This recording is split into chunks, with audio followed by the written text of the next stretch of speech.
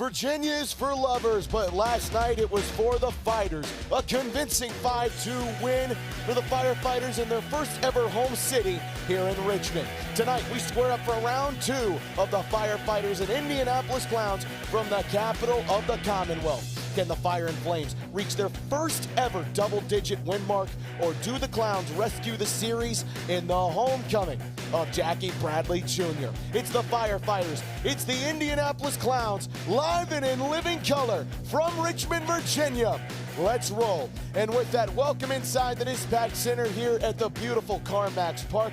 I'm Zach Staten, proudly, by the way, representing the good folks at the Carsville Volunteer Fire Department down in Virginia Beach, where my father-in-law Frankie has served for over 40 years. It was a wild scene here last night, but it was all for the Firefighters. Remember, just a little less than a year ago, they played at the Diamond across the street in their first ever headlining series. They lost game 1, but they split the series in won game 2. They're off to a much better start here at the new CarMax Park. We take you to the highlights from Friday night, where it was really off and rolling for the Indianapolis Clowns. Joe Gray Jr., first swing, first hit, first home run of the night. His second homer of his banana ball career, just like that off Bradford Webb, makes it a 1-0 Clowns lead after 1 inning. And then the Firefighters found the firepower. Lamar Sparks, Brian Dansero didn't even need to look for it. That was off the black there, off the roof. It's a 1-1 game after the 2-run walk-off bomb. Then, next inning, Armando Becerra. Did you think it was gone at home? It doesn't matter what you think. That's in the words of the Firefighters, because it was gone. 2-run blast. It's back-to-back innings, walked off by a 2-run bomb. Mason Maxwell down the right field line in the 4th inning, trying to stretch a single into a double. And boy, he's got great speed, but Joe Gray Jr. had a home run. Now he's got a great throw down at second base. That's just a great job going the opposite way to get the tag out there to Bobby Leday. But Mason made up for it with a little redemptive swing in the bottom of the 6th inning, chopping it right back up the middle. Runner from third scores. It's a 4-1 lead for the Fire and Flames. And then the trick plays really helping them out as well, denying the Clowns the equalizer point. 9 trick plays to just 2. Virginia Beach native South Tremble, the Magic Man, makes the ball disappear off the tip drill from Tyler Hughes. And then 3 strikeouts in the 9th inning for Johnny Hummel. Just 1 base runner allowed for him. And the Firefighters cruise to a 5-2 win here in the capital city of the Commonwealth. They now lead the season series 4-2. And it was really done with some opportunistic hitting and great fielding and pitching, especially from Bradford Webb, a 4-inning start for the Charlotte Courthouse, Virginia native. But Armando Becerra was unbelievable. Did it with an aggressive bat in the 3rd, and then a patient at bat in the 8th inning with a walk-off ball four sprint. A couple of trick plays for him as well out in center field. He is a surefire, as you'll find here for the Fire and Flames. That only strengthened their lead, by the way, on 2nd place here in the Banana Ball Championship League standings. Let's take a peek at that right now. We might get some moving and shaking with it throughout the league. Probably not at the top, though, because tonight at Kyle Field, the Bananas and Texas Tailgaters play. Tailgaters could go 8-8 if they sweep that series. Bananas, all they can do is fall to 11-4. Firefighters still firmly in control of 2nd place. The Coconuts and Party Animals will get to what they did last night in Las Vegas. When I say they, I mean Loco Beach. Clowns in 10th place, they'd really like to, in 6th place, 6th place, they'd really like to find something here tonight. This is a brand new park, and it's a beautiful one. And for more on what this park brings, CarMax Park, let's send it down to Maddie Warren.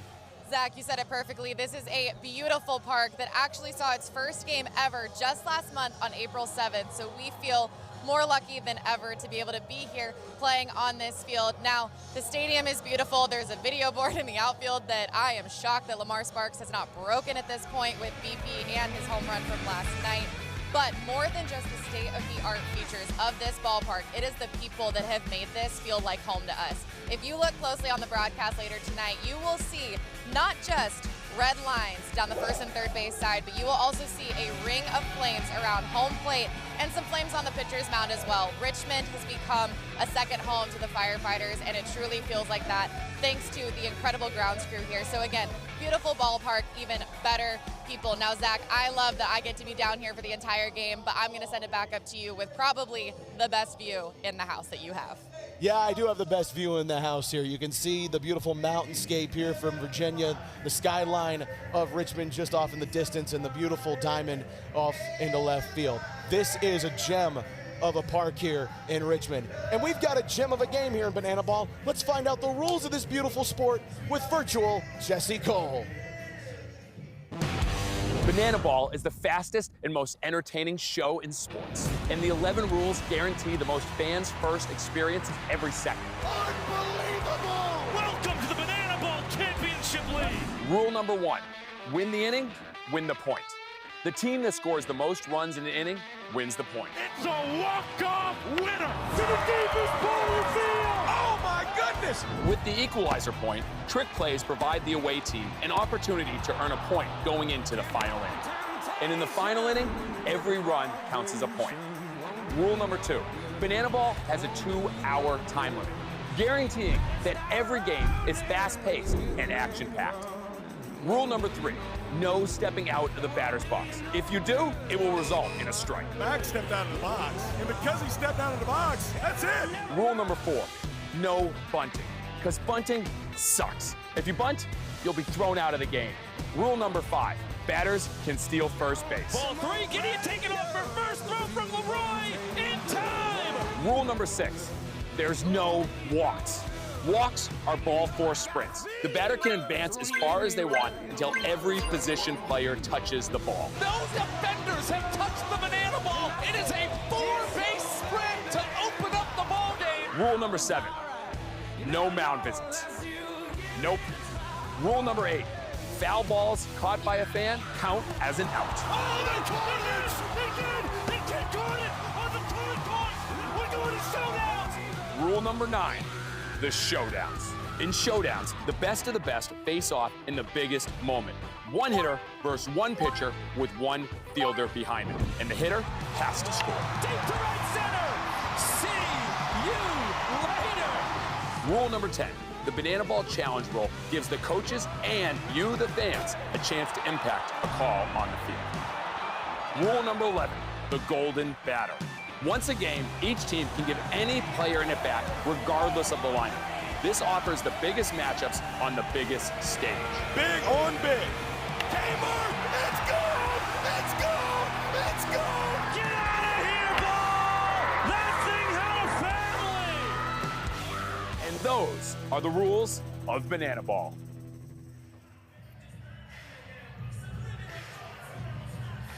We're ready to play Banana Ball, and we're ready to welcome the Fire and Flames back to Richmond. Here they come.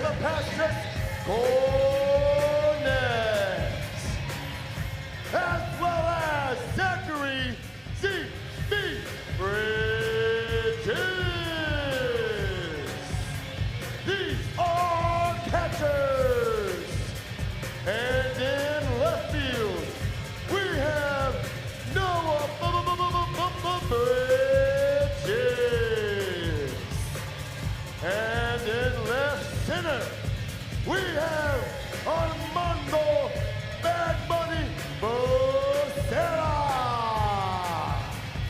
And in right center, we have the man who started the fire, Lamar Sparks.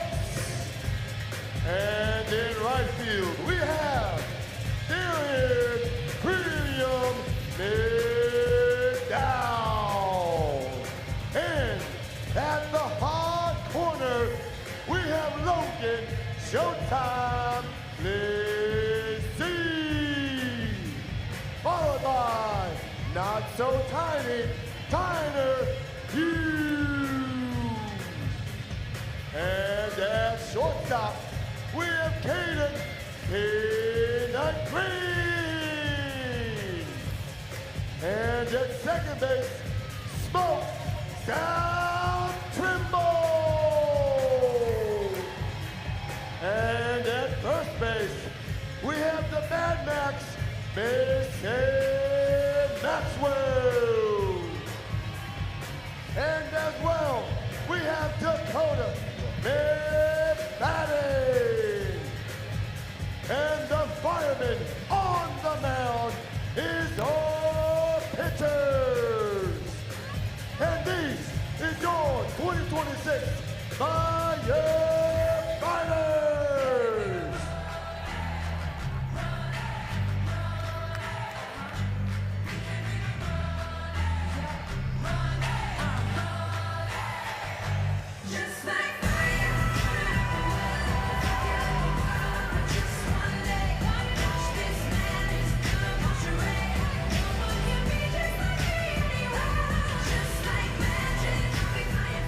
The Firefighters are back in their first ever home city, Richmond, Virginia, with fire shooting out of the ground and bunker gear coming off. A crowd of 10,000 coming to Max Park here in the capital city of the Commonwealth. We welcome you back to Richmond, Virginia. And hey, this is a home game in some parts for a couple different firefighters. South Trimble from Virginia Beach, Bradford Webb from Charlotte Courthouse, Virginia. He's a VCU Ram, as was Ben Dunn from 2016 to 2019, our closer here in the land of fire and flames. He's down on the field with Matty Warren, talking about the emotions of coming back to his college town. Hey Zach, I'm down here with Ben Dunn, one of our VCU alum here on the Firefighters, and you took a little bit of a field trip yesterday because there's a familiar place behind us, yeah? Yep. Yeah, coincidentally, the VCU Rams, me and Bradford Webb's alma maters playing at that stadium right there in that backdrop there, so it worked out well. They were playing yesterday while we were in pregame, so we were able to walk over there and see a couple pitches of the second game of their doubleheader. So special experience to be able to go over there, see some familiar faces, and yeah, special time. Does it feel kind of surreal to be in this brand new stadium playing professional ball while literally being able to see the stadium that you played college ball in? It's very surreal. You know, I love coming back to this city where I spent my college years. It's a special town, a lot of special memories here, and to be able to welcome this new park to Banana Ball with the stadium right in the backdrop, it's just a really cool reminder to be able to see that back there. Now, we do have Bradford Webb here now. Come on in, Bradford. Come right to my right. You were a part of the pre-show, but I want you to talk a little bit about the fact that your alma mater is right behind us on the field that you're playing professionally on. Absolutely, yeah. VCU is obviously home to both Ben and I. Had some great memories there. I just missed my buddy Ben, but I got to meet him here. Winning the championship with VCU was awesome. Met some great friends there, and it's cool to be back. It's so cool to be back with both of you. Obviously, now Virginia has a little bit of a special place in my heart, but Zach, it's a special stadium with two special guys right here. Back to you. Maddie, it is a special place with a couple of special people that have played in this city before with the VCU Rams. It is a monster game for them. It was a monster game in Las Vegas last night for one of the two teams playing, the Loco Beach Coconuts and the Party Animals. From the gambling capital of the world, it feels like in Las Vegas, and to say that the Coconuts were going wet and wild would be an understatement. First inning, they absolutely torched everything that went their way. Just in one inning of work, they had 4 runs. Gideon Antle just not giving any reprieve to this Party Animal group, and they weren't done. Caden Bowler, surfboard! Catch a wave, dude. gets a hit off that. Jordan Brewer. Nobody is getting away free. Just in the first 5 innings alone, the Coconuts scored 15 runs. Do the math for yourself. That is averaging 3 runs per inning in the first 5 frames. Eric Ostberg. He calls himself the hardest out in the league. And when you're doing stuff like that, you must be right. That is an absolute tattoo in Las Vegas. They put up 5 runs in the top of the 4th. Absolutely everything going against the Animals and for the Loco Beach Coconuts. And they still weren't done. Top 6. They're going to put 2 more up. It felt like that was light work for them. Even something that gets hit right to a party animal, just not going their way. Then in the top of the 8th, it was a 2-hour, 8-inning game. Drew Gillespie trying to get out of it, but guess what? That right there, that's the record breaker. 23 hits. That record has now been tied or broken twice. Make it 3 times, I beg your pardon, here in 2026. The Coconuts, the latest team to do it with 23 hits. You take a look at the box score from last night. 6 points is a banana ball blowout. 20 runs to 5 would be a baseball blowout. I mean, it's just ridiculous what the the Coconuts were able to do last night. And Eric Osberg, 2 for 4, 5 runs batted in, a couple of ball 4 sprints. He's right. He's the hardest out in the league, at least last night. He must have ate his pregame meal that's a ritual, maybe superstitious. And for more on some superstitious, Maddie, what's got you feeling superstitious down the field? Zach, you know what? I was maybe a little stitious, but we got some guys who are superstitious. You know, we got the classics, don't step on the chalk before the game. I personally didn't change my jersey until I lost. I washed it in between wins and everything, but that would have been kind of weird if I didn't. However, there are some really, really strange superstitions with the Firefighters that I got down to the bottom of at Banana Ball backstage yesterday.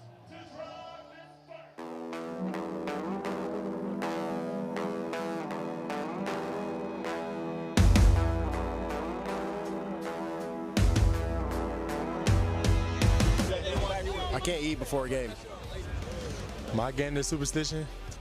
Make sure I eat. It's important. I always like to put a cross with eye black under my left eye. I wear 2 right-footed socks. Red Bulls. I have 1 during BP, 1 at first pitch, and then if I'm throwing, I have another one in the bullpen. Superstition for me, I think it's more of a routine, but I have to have my pre-workout like hours before and just kind of sip on it until the game starts, and I finish it before I go out there. It's not much of a superstition, but before I take the field for defense, every time I shake each umpire's hand. So when I run to left field, before I go and take defense, I'll shake center field and then the lineups, their hands, and get their name and stuff, and then I go take my position. So my superstition is always right sock, right shoe, left shoe. Random socks. But I never wear them twice. I can't wear the same pair twice. So this year, 60 games, 60 different pair of socks. Yeah, some of my game day superstitions: don't stand on the line. That's the number 1. I gotta give the fans a dap before the game. If I don't do that, I feel like I'm gonna suck. Just try not to look like Peanut. Like what else do I got? I try my best to get hotel breakfast if we're on the road. Oh, gotta put the left sock on first. But left sock, left shoe, right shoe. You can't do like left sock, left shoe, right sock, right shoe. Psychopath. And yeah, if I got more, I'll come back to you. Logan Lacey. What can you say about the guy? What can you say about this kid? Javon Ray has just ridden on someone's back to block someone from getting this kid out, and he touches home plate. The home run hero in Richmond, Virginia. He got a late start out of the box, too. Some bad defense from the Clowns. Look at that, chopping wood, getting some Drew Yanesta-Sellies in there. Beautiful stuff from our home run hero here in Richmond, Virginia. Now Marshall Shill's on the field. I think he's got a child ready to lead these fans in a warm-up. What say we all get warmed up here in the capital of the Commonwealth? Your feet.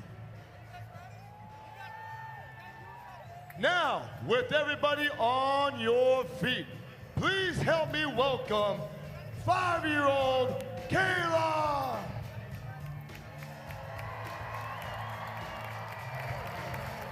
All righty, so here is what is going to happen. Whatever dance moves you do, we're gonna have everybody in this capacity crowd do as well. So, are you ready? Yeah. All right, here we go.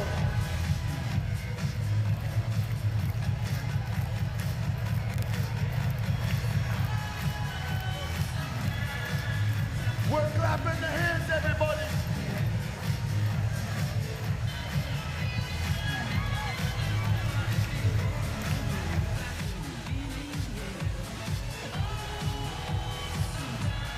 We're bobbing up and down, y'all.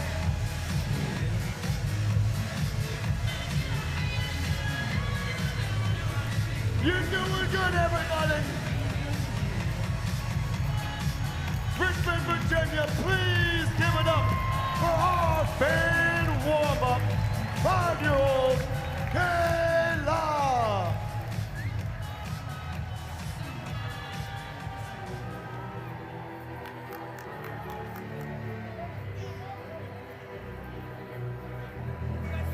Ladies, gentlemen, boys and girls, hot shots and smoke shows from around the world. Tonight, you and thousands of your friends here live and millions more watching at home have gathered to witness something beyond your wildest imagination. From sparks to sirens, from the station to the stadium, firefighters from across the globe have come together to witness this. This is not baseball. This is the crucible where the toughest, hottest, and most entertaining players are forged. This is a game of the fans, by the fans, and for the fans. But this is not your granddad's pastime, and no, this is not any other night at the firehouse. This game is baseball by birth, fruit by name, and an absolute worldwide phenomenon by the grace of God. But make no mistake, when the heat gets too intense, we don't cool off. We run towards the flames. This is a time for all 10,000 people in attendance here in Richmond, Virginia, to get on your feet and give me your voices. Because this is the hottest show in sports. Ladies and gentlemen, this is Banana Ball!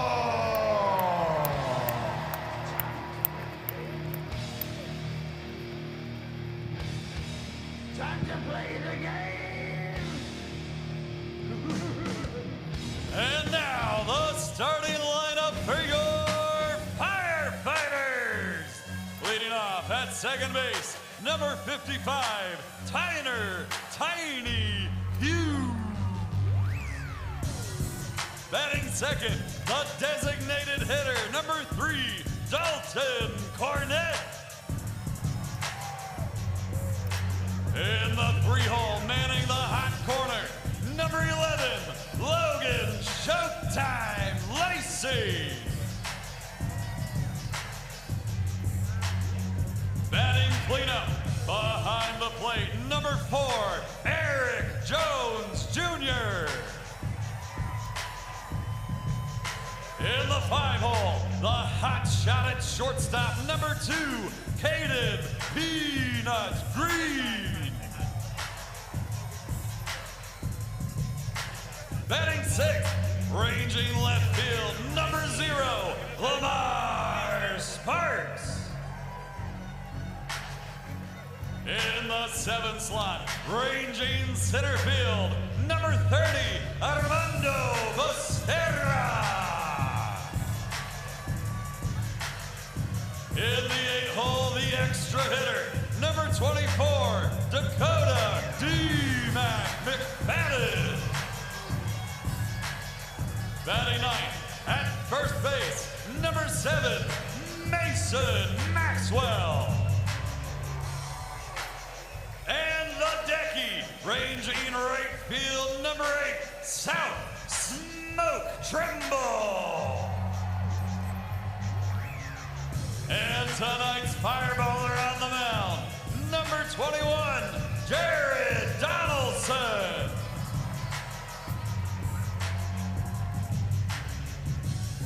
Firefighters are led by Battalion Chief Val Perez, Captain Corey Pye, and Lieutenant Drew Ianesta.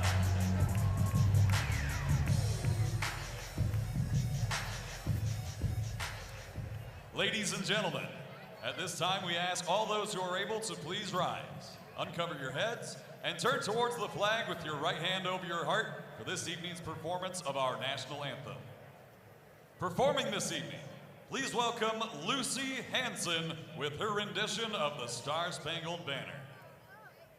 Oh, say, can you see by the dawn's early light what so proudly we hailed at the twilight's last gleaming, whose broad stripes and bright stars through the perilous fight o'er the ramparts we watched were so gallantly streaming, and the rockets' red glare, the bombs bursting in air, gave proof through the night that our flag was still there. Oh, say does that star-spangled banner yet wave o'er the land of the free and the home of the brave? Thank you very much, Lucy Hanson.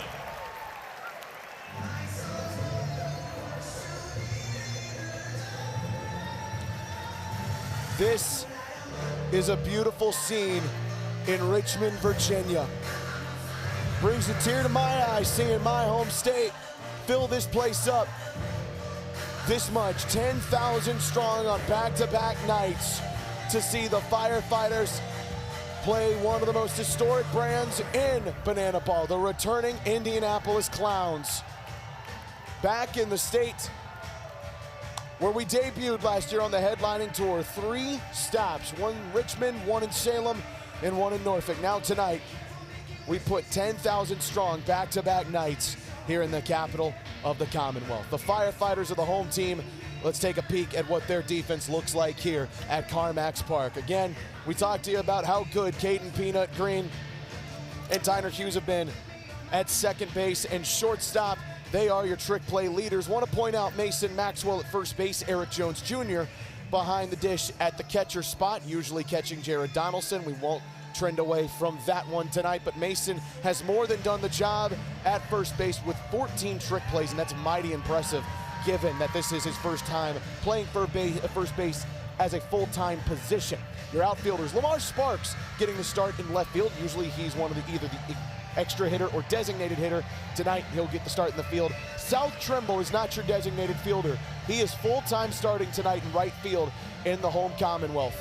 That is awesome for him. And Armando Becerra, one of the most sure-handed center fielders in the Banana Ball Championship League.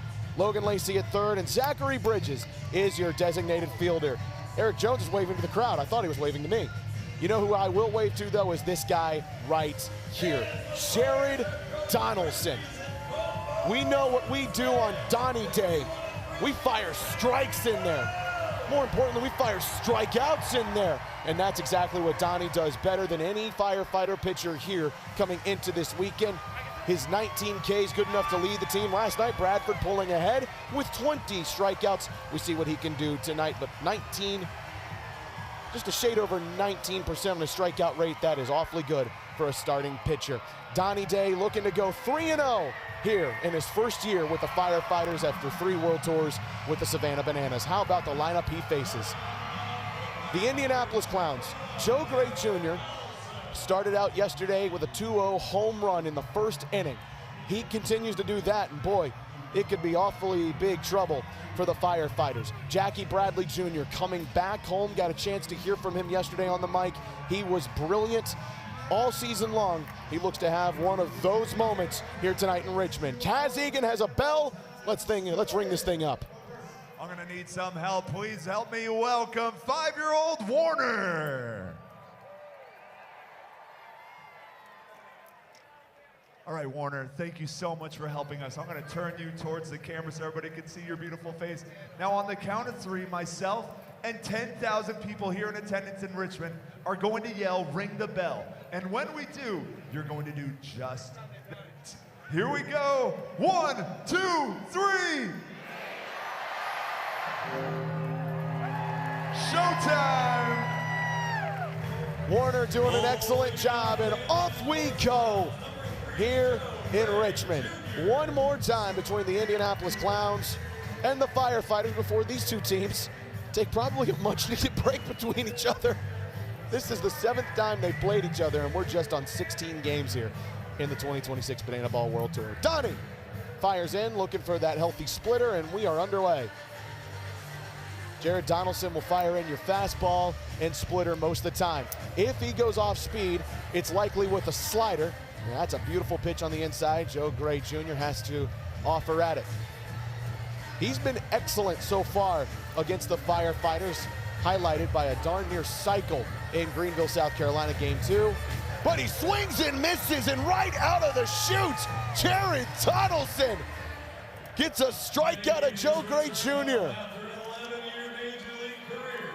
He's a 2-time College World Series champion, and MLB All-Star, and World Series champion from right here in Richmond, Virginia. Ladies and gentlemen, please welcome home the Clown center fielder, number 19, Jackie Bradley Jr. I'm staring down at section 104, and I'm seeing my father, a massive Boston Red Sox fan, give a standing ovation to this man, Jackie Bradley Jr., playing his first games here in his home city since 2008 when he was part of the travel ball Richmond Braves. Member of the Boston Red Sox, obviously you know his ledger, World Series champion, all-star, #1 pick at the Banana Ball Player Draft back in November. Played some minor league ball here in the Commonwealth of Virginia, down in Salem, my hometown. Swings at that one, fouls it off. It's a 2-2 count. Obviously, we talked to him last night on the mic. He was tremendous. Talked to him a little bit earlier today. The emotion clearly there, but I think he's been very calm about it. He's faced so many big moments in the major leagues. You know he knows how to handle his own emotions. Right now, he'd like to handle a full count. Into the sky. Mondo was in on the ball four sprint defense. Can he get something special? Tip drill right to Lamar Sparks. Call it in, Mondo. He continues a wonderful weekend with the first trick play of the evening for the Firefighters.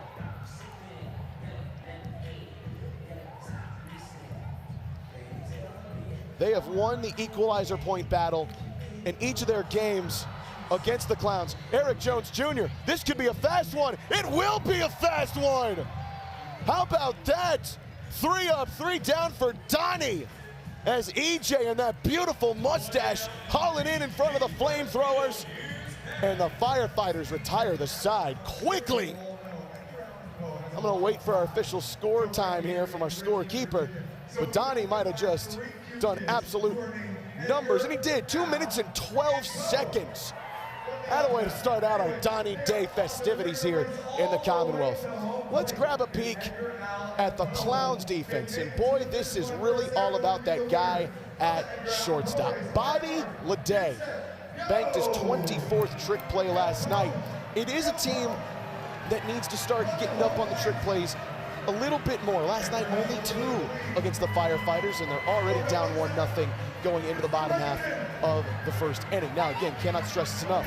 Carell Prime is the only guy coming into this year with Banana Ball experience that's out in the field. As you see Kirkland Banks in there for the usual starter, that's Jalen Vasquez. Everybody here except for Prime is a Banana Ball rookie this season. So, can they learn some lessons from last night and find a way to put some pressure on the Firefighters? Daniel Foster comes strolling on in, and boy, this is his 2nd straight start against the Firefighters, and I'll tell you what, the first time he went against them, wasn't too shabby. 2 1/3 innings of work, 3.86 ERA, 4 strikeouts, and only a couple of ball 4 sprints. Clowns have been looking for that second or third starter. Nick Wilson certainly in there, but Daniel Foster, he does what he did last weekend in South Carolina. He might put himself in that conversation. You know who absolutely will put themselves in conversations to do great things is this team right here. The Firefighters lineup is absolutely ridiculous. Look at this. How many batters do you see there batting over 300? All but 2. Now again, South Trumbull only 3 at-bats this year, but they've been consistent. And this guy right off the rip is consistent. Tyner Hughes walks in tonight with an 11-game hit streak. We'll touch a little bit more on that a little later on here. He's not afraid to swing at the first pitch, just like that. Want to congratulate Daniel Foster, by the way. This week, April 28th, posted on Instagram, he's engaged to be married. So congratulations to him and his fiancée, Angela. Inside, did that plunk him? No, he didn't. Tiny stares at a couple inside. Now, high into the sky. Kirkland giving it chase. Jackie Bradley Jr. and Joe Gray. Do we have a tip drill opportunity? You bet we do. Into the cap for a double trick play. And that'll do the job. They've already equaled the number of trick plays they had last night.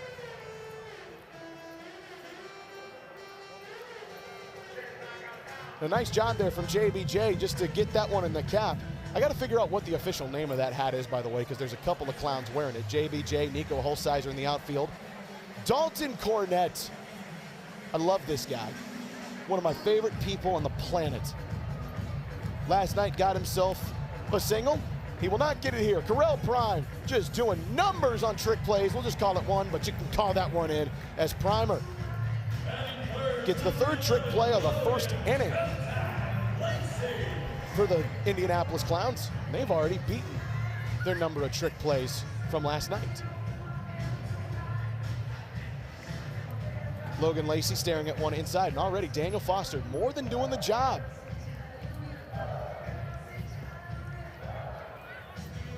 Speeding through. The Showtime digs on in. He's been excellent in game 2s this year. His home run, his only one of the year, came in game 2 in Albuquerque. Slices that one into right field. Joe Gray chasing it back, calling everybody off. Does he got something? Tip drill right to himself, and all 3 outs for the Clowns, recorded by trick play. And if you want to find a way to give yourself free points, potentially, just give yourself trick play opportunities. Joe Gray Jr. with a couple of them. That's quite nice. And the Firefighters cannot put anything on the board. It's 0-0 as we go streaking here in Richmond. By the way, 1 minute 55 seconds. We're mowing through time here. 11-game hit streaks for both Caden Green and Tyner Hughes. And you want to talk about what they've done in those streaks. It's been incredible. But both these guys don't just hit, they get on base. Peanut, his slugging percentage is .756, which is unbelievable, but his on-base percentage, .571. Tyner Hughes, .460 on a .382 average. Like, the dude just finds ways to get on base. Both dudes just finding ways to get on base. 11-game hit streaks for both Tiny and Peanut. So we had an MPI of 2 minutes and 12 seconds in the top of the 1st inning, and that was followed up by an MPI of 1 minute 55 seconds in the bottom half of the frame. As you take a look at the crowd, this is an absolutely tremendous bunch here. Noah Bridges is next to my family. I hope my sister is still able to breathe after that. That is a dreamy man. As is Jared Donaldson. We see what he can do as we start our CPR inning. That means we're playing a bunch of music that goes to the beat of what you would hear with CPR. As Donaldson and Logan Lacey give a handshake, I wonder if that's one of the superstitions that Maddie was talking to him about a little bit earlier. Up to bat is old Dale Francis, Daniel Foster. He's a pitcher. It would be impressive if he could hit, but he is not up to bat. That's Dale Francis Jr. Last night, a couple of hits in 4 plate appearances. Got on base half the time he was up. He and Correll Prime both had 2 hits apiece. After that, just 4 batters for the Clowns getting on via the hit, and they were all 1 hit apiece. Donnie quickly down 2-1. Dale right there, swinging out of his shoes. And the count goes back to 2-2. Already 20th strikeout of the year for Donnie tonight. Logan Lacey, showtime between the legs, over to first in time for the trick play. Colin in double L. He had nothing hit to him last night. So you know he was itching for that one, and Logan Lacey goes between the legs. If you ever wonder why that man is called Showtime, just watch his highlight tape. That was sick. Saw his Uncle Bobby in the plaza last night as Nico Holsizer down to John Crosser. He did not go, so it's a 1-0 count. Uncle Bobby's traveled with us to a couple different places. Obviously, you heard him in Tallahassee in the booth. He was also with us in Albuquerque, New Mexico, and now here in Richmond, Virginia to see his nephew play. It's a beautiful slider from Jared Donaldson. Problem was, it's just a little far outside. It's a 2-1 count. Nico Holsizer hit his first 2 home runs in his banana ball career down in Greenville, South Carolina. That one awfully close. And now, ball 4 sprint potentially on the table. And it will be a ball 4 sprint. The first one, Donnie, not a fan, won't matter. Nico Holsizer rounds around first, and now, if you're new to banana ball, all 7 fielders behind the pitcher must touch the banana ball before the play can be stopped with the tag out. Donnie thought that one was in there. Jake Moore said no, it wasn't. So the first ball 4 sprint of the game is issued to Nico Holsizer, who coming into the weekend had the weird honor of leading the Banana Ball Championship League in both strikeouts and ball 4 sprints. So it's that Alonzo Mourning gif of like shaking your head and then kind of, oh, okay, it's pretty good all things considered. Correll Prime, it's a good piece of lumber onto that. Deep to center field, Armando racing for it, tip drill into the bare hand. That is a 385-foot flyout for Prime.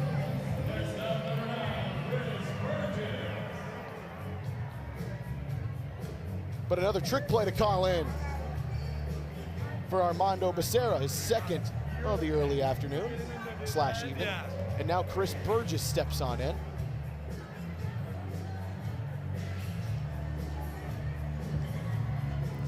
He was 0 for 1 last night. Got on with a pair of ball 4 sprints, so they'll take that. Some base runners for the Indianapolis Clowns. He looks at one for a strike. One of the things all these pitchers have talked about is the fact that batters here really seem to chase something that's high heat. Saw Bradford Webb do that a couple different times last night. Wonder if Donnie will try that here before maybe breaking out a splitter. Burgess, high into the sky. Logan Lacey, do the fans have a chance to help us out? I never saw it land. So that must have been, it was out into the streets of Virginia. So we'll play on. I've been begging fans at Firefighter games to finally catch one for the Fire and Flames. Boy, Donnie thought he had strikeout number 2. And it's a 3-2 count. Nico Holsizer could really get a nice lead off here with 2 outs if it's a ball 4 sprint. And he will go. Burgess right down the line, foul. Quick call by the third base umpire, Chad Little. Hunter Ives out second base, John Crosser first.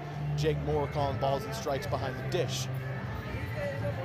Chris Burgess has family from nearby Farmville, Virginia.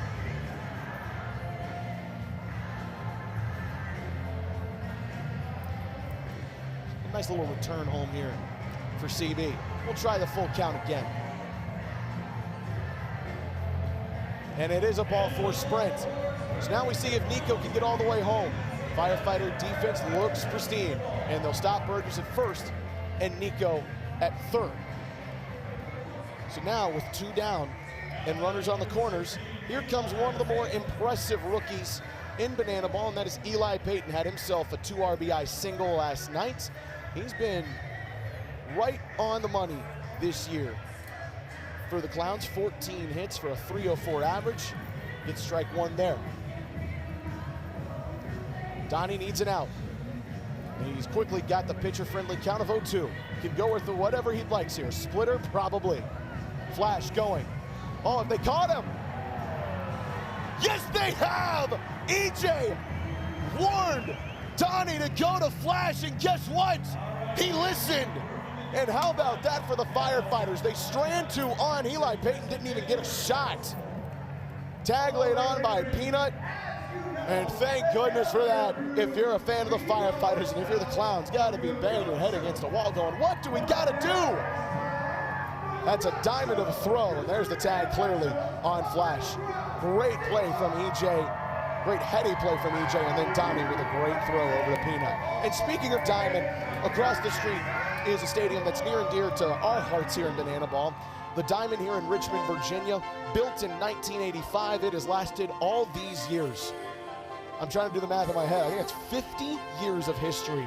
First headliner for the Firefighters in Banana Ball last year. It's where I debuted, it's where Chief and Bo debuted. The Firefighters winning Game 2 for the first ever headlining win.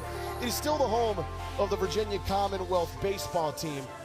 But the Richmond Flying Squirrels, formerly the Richmond Braves, played there for so long. April 6th, they opened this bad boy up and moved the AA affiliate of the San Francisco Giants over here.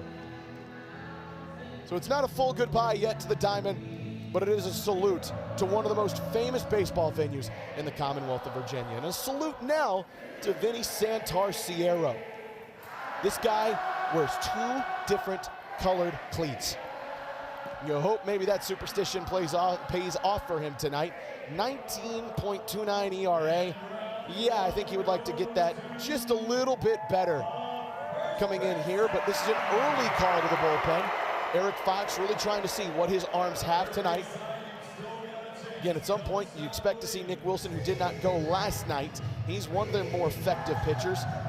Last weekend, Vinny, 9 minutes and 12 seconds on the bump in just 1 inning of work and an 18 ERA. Gave up 2 runs, both of them earned. Eric Jones Jr. cannot be sat down right now. In the month of April, he had more hits than he did outs. He had 10 hits and just 7 recorded outs. And one of them was by the fans. This dude is on a mission. And he stares at a 2-0 count. You look at that stone-walled face. Don't let it fool you. He's a stone-cold competitor. Boy, I can't talk. I'm so happy to be here. Stone-cold competitor behind those eyes. It's a 3-0 count, and it's a ball 4 sprint. So EJ, easy does it. Ball 4 sprint, around first again. All 7 fielders behind the pitcher now have to touch the banana ball before they could have tagged him out. And EJ will come off for Noah Bridges, who's not starting tonight. He is your designated runner for the Fire and Flames. Likely story, by the way, considering that dude steals a lot of bases. 7 to be exact, coming into tonight's contest. The hottest hitter in the sport, Caden Green. 11 straight games as Noah takes off, trying for a little hit and run. Quickly, Peanut is down 0-2 in the count. Noah has to go back to first. 49 average is the best in the Banana Ball Championship League. He gets 1 hit tonight, and that young man has already equaled the number of hits he had all last year. And he'll try it again. He had 23 hits last year. He sets in tonight on 22. And by the way, that's just 1 off the leading number of 24, which has 3 atop of it. Ben Parker, Dane Tofflin, and Jackie Bradley Jr. all have 24. Peanut has 22. Tyner Hughes with 21. So it's a lot of Firefighter and Coconut vibes in the top of the hits column. Try the 1-2 again. Good moving pitch for Vinny. And he gets Peanut looking at strike 3.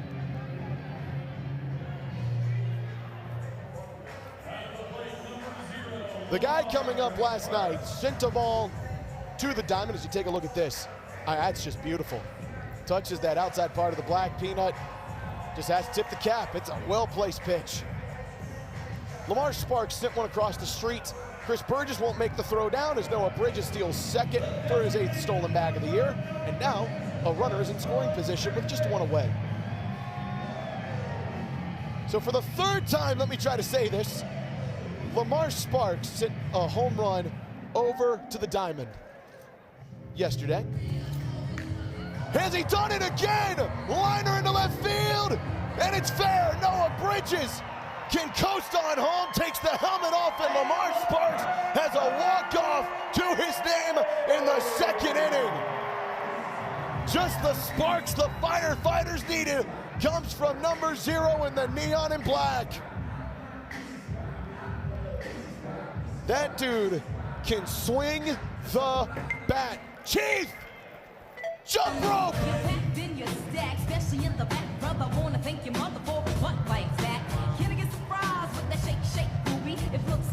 Noah, please be careful. Chief, good boy. Oh, Chief dropped it. But that's because it was over. Well, that was sweet. And the Firefighters very quickly take a 1-0 lead here in Richmond, Virginia. As, well, folks, something has happened. Number one, I've lost my fire helmet here somewhere. Don't know where that bad boy went. I kind of need it. Oh, I found it! It was hiding under my book bag because the guy who just joined us in the booth hid it from me, trying to hide the thing that gives me my superpowers here in Banana Ball. The guy joining us is Fisher Polydorov, again, by popular demand. You guys wanted the man who has traveled from the 1950s to bring this beautiful pillbox cap back up here to the booth, so he obliges. Fisher? Hello, Richmond. How's it going? Fisher Polydorov here in the booth with Zach State. I am delighted to be here for the second time, and we're going to deliver some performances, some broadcasting. And, you know, I'm saying hi to the folks here on YouTube, too. I love you guys in the chat. We're going to be responding to some comments. I cannot wait. Let's bring the energy.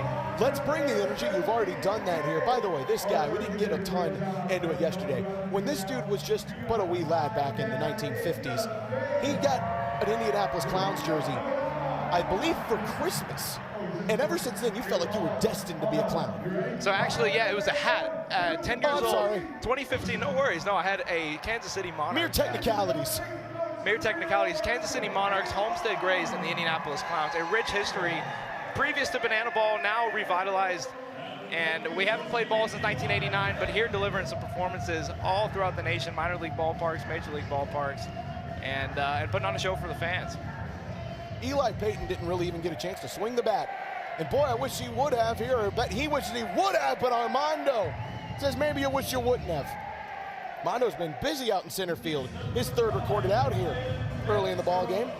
Won't be a trick play. The Clowns still lead in that one, and the Firefighters, they would like to put a couple more trick plays on the board. They've denied the equalizer point or won it in every game they've played against the Indianapolis Clowns here in 2026. Right back to Mondo. This could be a trick play off the bat of Brian Dansereau. Oh, he went behind the back. Didn't get it, but a throw to second. Is it in time? No, it's not. I can see why Becerra went for the trick play right there. Really early swinging from Dansereau. Right off the bat, 2 pitches, Donnie working quick. Mondo's got so much confidence out there. Oh, it hit his glove. Can't fault them for it. They do need trick plays. They've been very good at them recently, 9 last night. And that's a tough trick play to try to turn, Fisher. That is indeed. And steps Kirkland Banks, as he is known to Old Knuckles, Koikland Banks, an electric second baseman.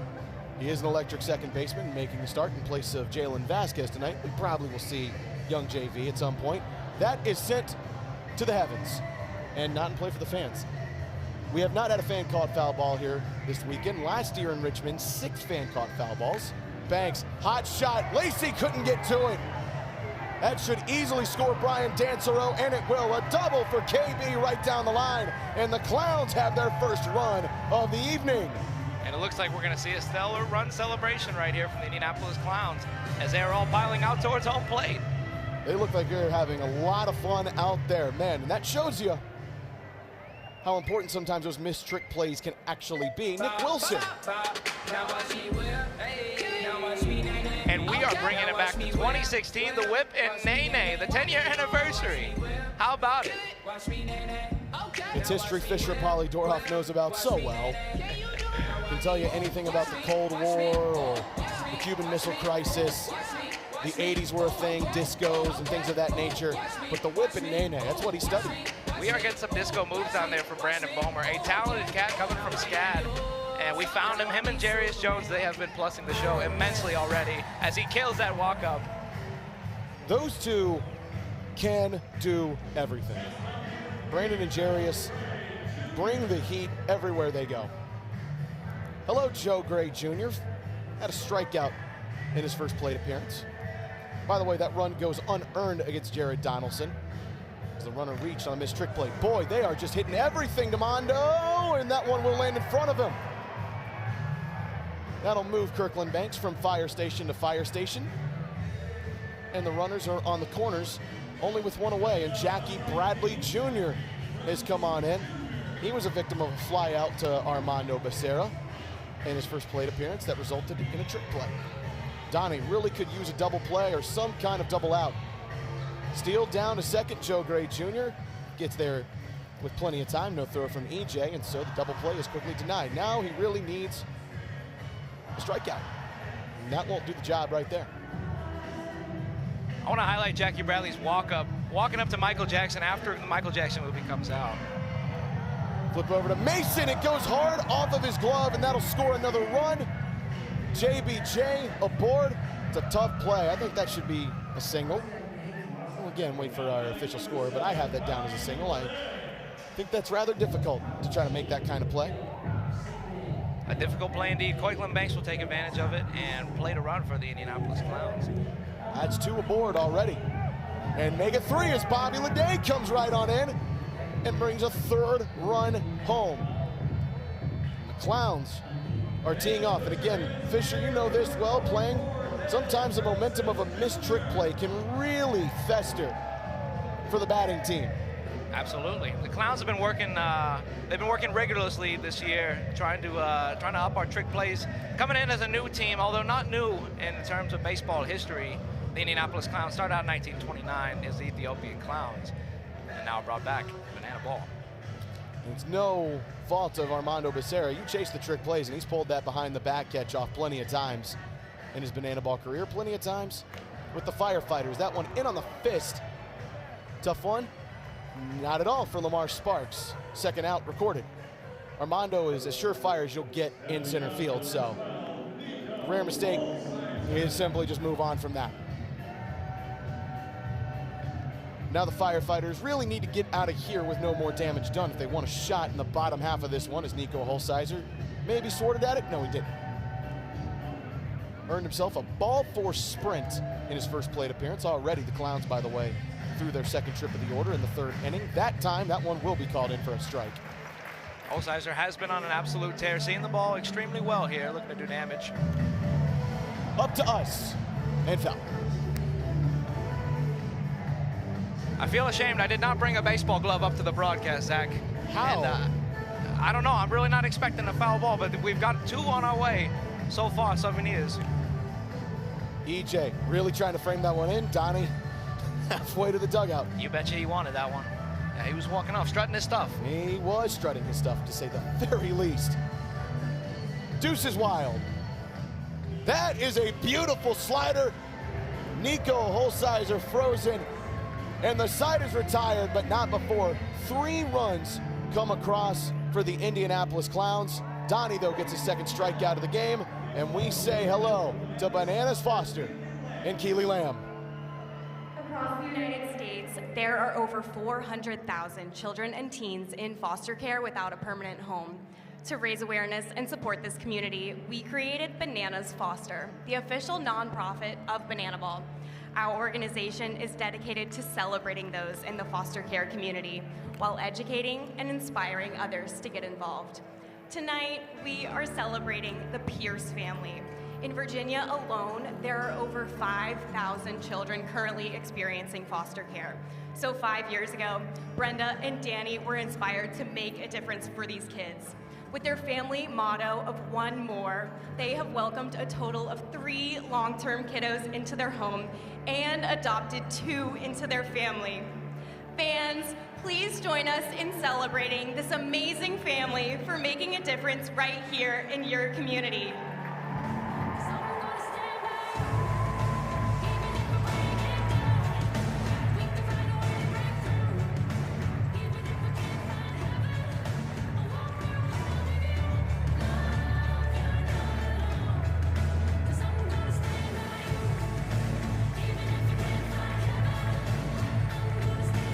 Pierce family, so special here in Richmond, Virginia. This is what Banana Ball is all about. In Virginia alone, there are over 5,000 children experiencing foster care. 5 years ago, Brenda and Danny inspired to make a difference for kiddos in care. Their motto had one more has led them to welcome 3 long-term children into their homes and adopt into their family. You want to help out these great folks, just send 50155, send Bunch to 50155. I can't speak right now. Bananas Foster, tremendous. Got a chance to talk to them earlier from Stanton, Virginia. They are a tremendous bunch. And speaking of a tremendous person, it's the guy at third base right now. On the mic for the first time tonight, I think for the first time since Anaheim, Eli Payton. What up, guys? How we doing? How are you feeling down there? I'm feeling great.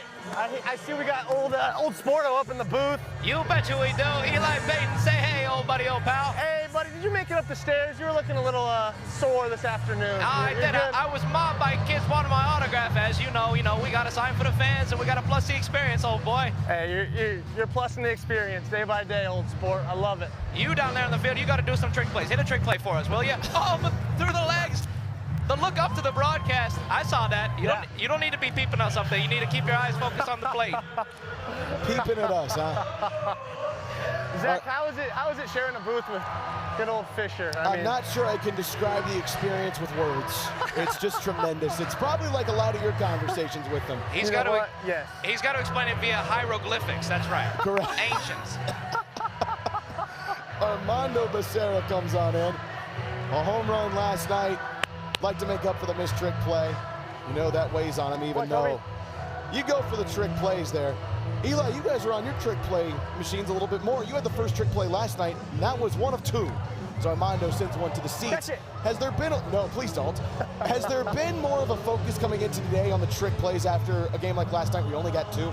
You know, I think the pace of play last night got to us a little bit. The Firefighters hit a lot of walk-offs and didn't really give us the most opportunities. Credit to them with great swings. We got out here early today and took a bunch of ground balls, and it's quickly showing.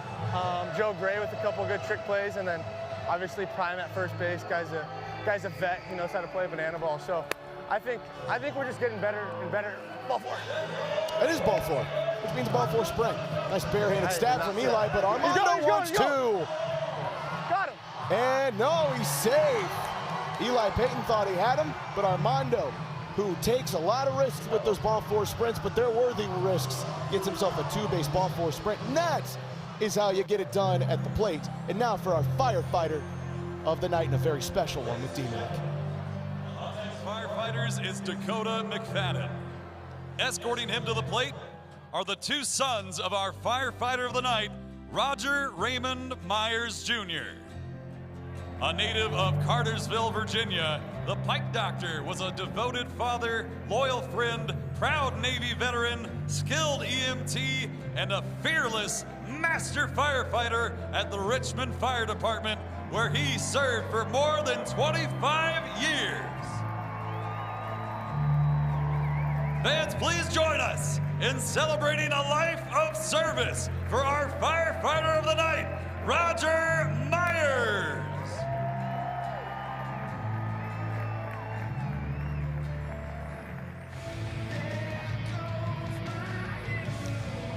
Roger Myers Jr. passed away on December 23rd, 2025. Tonight, his kids, Dylan and Chase, and his wife, Misty, celebrating with the firefighters and celebrating the life of Roger. We salute our hats to Roger Myers of Richmond Fire. It's what this sport and what this team are truly all about. I'm back. I couldn't hear you guys, but can you hear me now? You are back, Eli. Let's go. We're having ourselves a heartfelt moment here for a moment. Well said, Zach. A beautiful moment. And a unique opportunity for this brand to honor the firefighters and their communities as well. They do a great job promoting that, a great job cultivating that culture. Oh, Kobe. Kobe Robinson, by the way, is the pitcher on the mound. He's facing D-Mac, and I'm not sure there could be any more different age spectrums here. D-Mac, the first banana ball player signed. Kobe Robinson, pretty much fresh out of college. Another 3-2 on the table. D-Mac, chopper. Let it go, let it go, let it go. Oh, Eli. Blow it foul, blow it foul. Don't let it touch the base. Don't let it touch the base. Wow. So that'll go down as one of the weirdest singles I've ever seen hit in banana ball. And I thought there were no bunts in banana ball. I think we should throw him out of the game. Yeah, let's toss him. I think Eli, that's you on could you. have fielded it, though. You could have thrown him out yourself. Nah, he was being patient. He was waiting for his cards. That is clearly the right call Eli Payton just made. Eli, have you talked to your uncle recently? I have. Oh, really? I was yeah. expecting no. He's been kind of busy recently, hasn't he? He's been pretty busy, but I went to my other uncle's house last week after Greenville, and RBI single for Mason Maxwell right up the gut. Had one last night, has one tonight, and the Firefighters get one of three they need back. Ground ball. It is a ground ball. But yeah, in case you're out there in TV land and don't know, Eli's Uncle George is the general manager of the Denver Broncos. Now, I don't believe the last time you and I were on the mic together, they had just traded for Jalen Waddle and they gave up a first-round pick. I don't believe they had a pick till either the second or the third round. Yeah, third round. Third round, thank you. Good little story. So. Oh, good. My uncle got a B+ on his draft grade. Really? Which was good. He just had a third rounder, not a first or second. So, could have been another one right there. But my cousin is actually director of player development for the Jets, and they had 3 first-round picks. So he got an A+. And so there was some banter in the family group chat. Wait, who gave him the D? Some reporter, I don't know. So you don't even know who gave him the D? Yeah, but it got sent in our family group chat, and he was a little hot about it, because that's what he's best at. So it was pretty funny. Somebody going after your uncle after a heck of a draft, apparently. The last time I was actually on the air, I begged him to draft Jamari Taylor out of Virginia because I'm just a fan. Not a fan of the Broncos, though. I do like your uncle. I was just a fan of Jamari Taylor and the Cavaliers of Virginia. Where did Jamari Taylor end up going? UVA, Jacksonville. Okay. So Duval the County, AFC. baby. Quick ball for sprint. Now, if Mason Maxwell gets on his horse, he can come all the way home. But this looks like pristine ball for sprint defense, and just one will score. But it is a 2-base ball for sprint for Tyner Hughes. Zach, I don't know if I can come on the mic with you guys anymore. Yeah, something about you and me, man. Like, you guys just have some fun. Yeah. To say the very least. Fisher, you got anything for Eli? Eli Payton down there, I'm looking at you right now with my spectacles, and I'm impressed by Eli. I gotta brag on him for a second because he's a stand-up guy, and he's been an anchor in the clubhouse as Kobe Robinson misses outside. Eli, I want you to talk about Correll Prime. I need the broadcast for him to be shown some love. Dude, Prime is I would say our kind of silent leader. He leads by example. He might not be the loudest guy in the clubhouse or on the field, but that guy, you can ask him anything. Last night he comes up to me, he goes, "Hey, you're a little late." And the next at bat I got a hit, and I went up to him and said, "Thank you." Like, that's the guy he is. He's very humble. Just a great guy. Okay. Into the stands. Can Richmond help the Clowns? Absolutely not. By the way, Prime, silent? The hat goes flying off there from Eli Payton. You think Prime's loud? I'm not saying he's loud.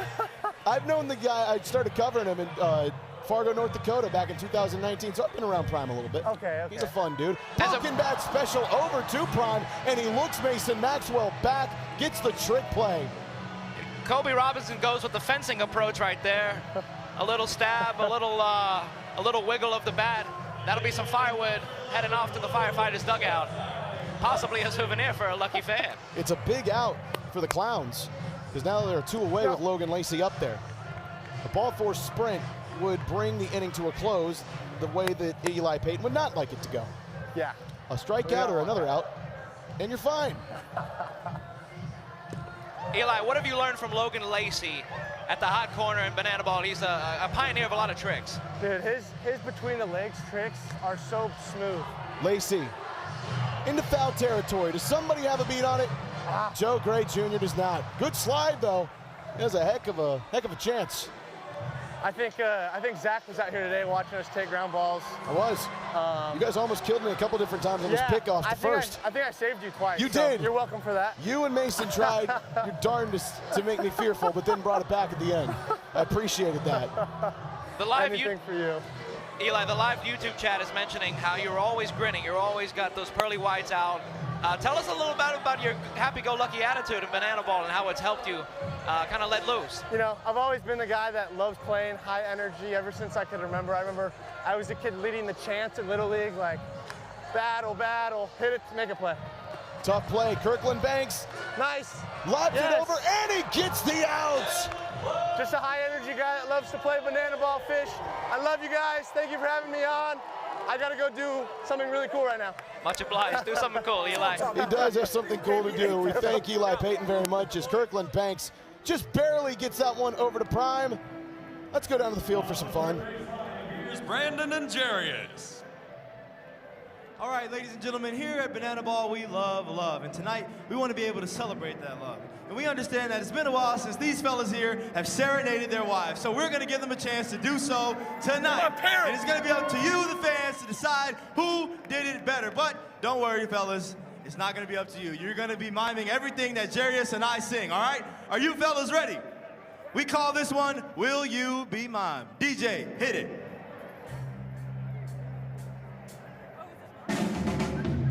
I know you want to leave me, but I refuse to let you go.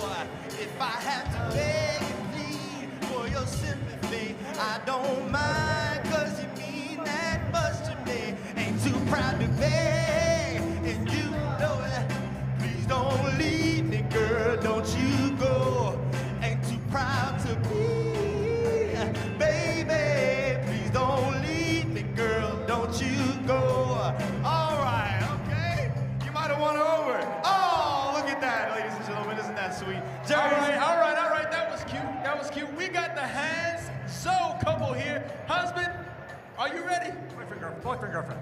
Boyfriend, girlfriend. All right. Now, DJ, hit me. Whoa. Yeah. If you're horny, let's do it. Riding my pony, my saddle, waiting, coming, jump on it. If you're horny, let's do it. Riding my pony, my saddle, waiting, coming, jump on it. Jump on it. All right, ladies and gentlemen, it's now time for you, the fans, to decide. Was it couple number one? Or was it couple number two? Ladies and gentlemen, your winners, that's Will You Be Mine. Well, that was interesting. A Virginia man is shirtless on the field, dancing the pony. I think that's as banana ball as it gets. So we welcome you back here. Fisher Polydorov, by the way, is used to seeing that back in the 1950s. Absolutely. Some not so breaking news in banana ball, but definitely a spectacle you don't see every day. A shirtless man in Richmond, Virginia. Yeah. Although in banana ball, it is basically like breathing. It truly is. Prime, a man who Eli Payton called silent. I said probably wasn't that silent. I would say he's more stoic. He's got wisdom. He's got a lot of knowledge from his years playing in the minor leagues. I like that one. He's got a stoic look on that face right now with a 2-1 count against his former teammate Jared Donaldson. And he looks at one. Jake Moore consistently going that outside corner for a strike. 2-2 count. Donnie giving up 3 in the top of the first. That looked lovely. There have been 3 or 4 of those where Donnie thought he had the strikeout, walked off the mound only to be stunned. Prime into left field. Lamar, you got something up your sleeve? You sure do. Call in the tip drill. Lamar Sparks already has a walk-off to his name. Go ahead and add a trick play to the ledger as well. The rookie looks so good out there. It's been impressive to see Lamar Sparks adjust to banana ball, and he really uses his talents and all the different aspects of his game to amplify his performance out of the field. His second trick play of his early banana ball career is Chris Burgess. Stares at strike 1. Donnie is really trying to throw that slider in on the inside of the righty and not getting the call. See how he adjusts. Into the stands. Somebody please do it! Oh my goodness! He was reaching in for the popcorn. He had a little too much butter on his fingers, and now he looks disappointed. Blue shirt guy, you had it! That would have been the first induced fan-caught foul ball for the Fire and Flames all year. Instead, Chris Burgess will swing a sword and foul one just barely back to himself. At some point it'll happen. At some point. A sigh of disappointment from Zach Staten right there. Quite. But let's try this again. In on the hands, Peanut. In between the legs.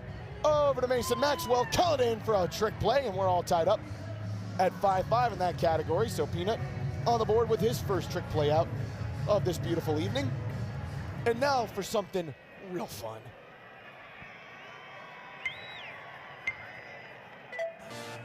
Yeah, man.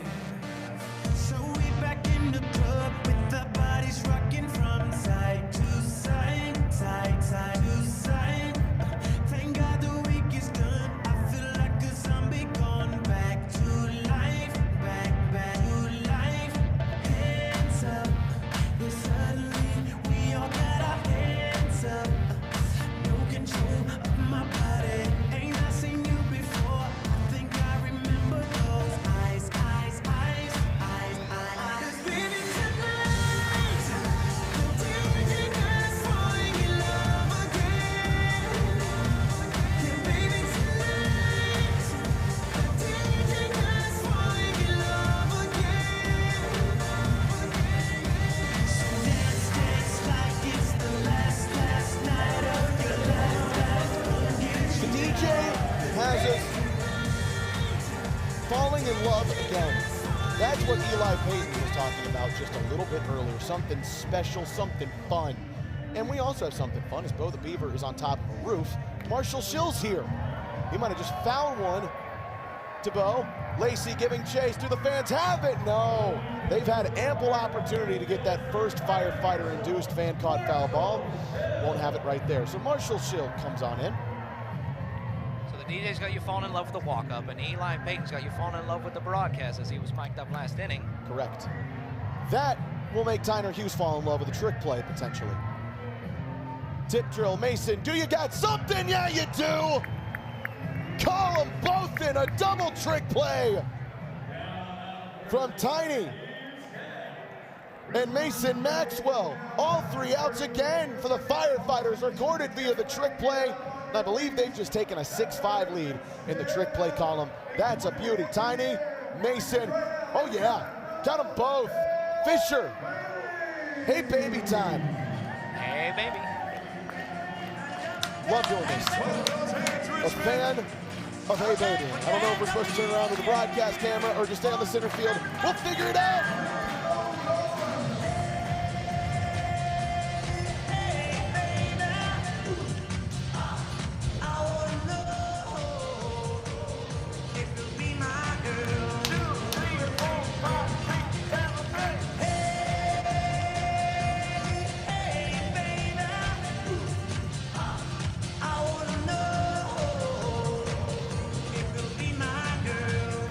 Fisher, you got a special gal you want to say hey baby to?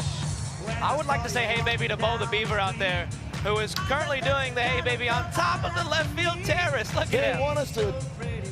They want us to shout out all the girls. My wife Logan's in the crowd. This goes out to you.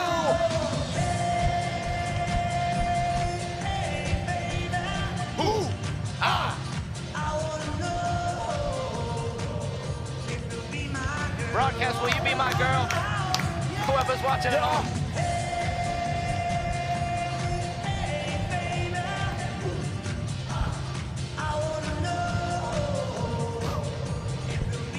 I tell you what, Fisher, all that hey baby has paid off. I wasn't even winded there. You look like you were very well rehearsed in hey babying, Zach. Not even rehearsed, just really out of breath. You're seasoned. You've been doing this for quite a while, hey babying it up. And I can see all 10,000 here in Richmond, Virginia. We're cheering you on. Clark points to the camera, waves at it. You know this guy. You betcha I do. I knew this guy before I came into Banana Ball, and I'll tell you. Really? Uh-huh. Clark Gilmore and I, we had a social media challenge going on, and I'm so happy that he is a part of Banana Ball. Jesse Cole called Eric Fox, and he was like, we got to have this guy on our team, and there is a reason why, because he now holds the most viral video in banana ball history, the BTB, as he has coined it, the behind the back. He just keeps on showing us more tricks up his sleeve, and he's a great guy. He's very fans first. As he would tell you, he is slowly making his way to the first team. Oh, something special. Oh, a flash mob. Let's sit back and watch together.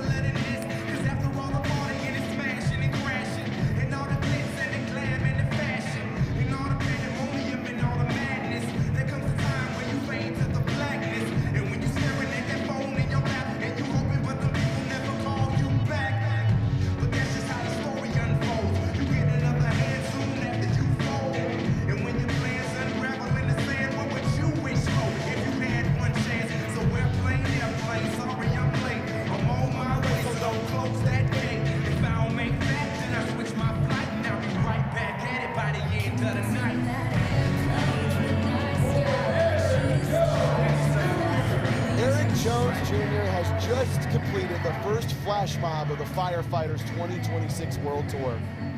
And he did it with flair and style and a couple of oversized hoodies. And he looks at ball one. Dude earned a ball four sprint his first plate appearance. He'll take getting on base again like that. He'd also take getting on base swinging. Facing one of the most trickiest players in banana ball. He's got to be real patient now. 10 of 16 in the month of April was EJ. I can't do the math in my head real quickly, but I believe that's a batting average better than 700.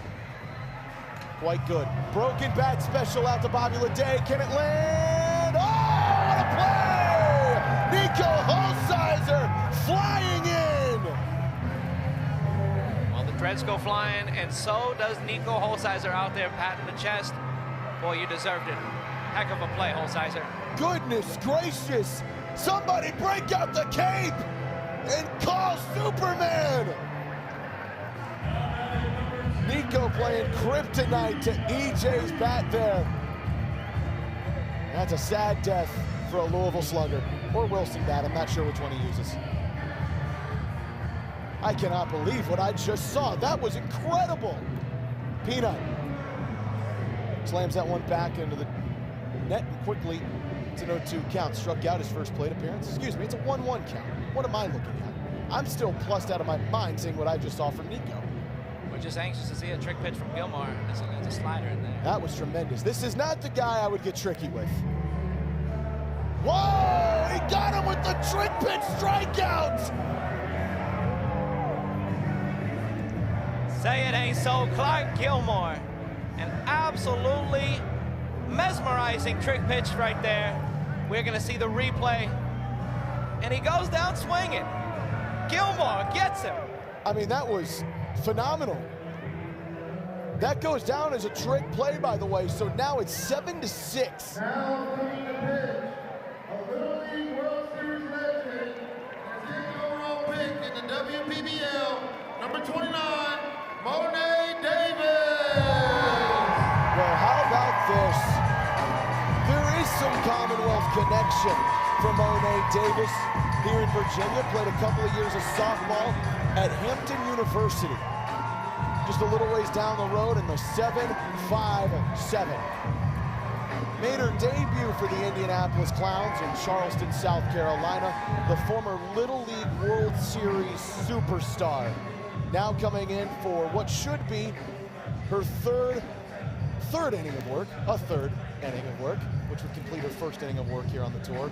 3 minutes, 25 seconds, what she spends on the bump, and so far has not allowed much outside of one ball four sprints. But she's going up against the ever-dangerous Lamar Sparks. And boy, this could be a quick one for Monet. Bobby, oh, a double trick play! Behind the back from Prime, and the Clowns take an 8-7 lead in the trick play column. One pitch, one swing, and two trick plays for Monet Davis. And her first inning of work is complete with no damage done against her.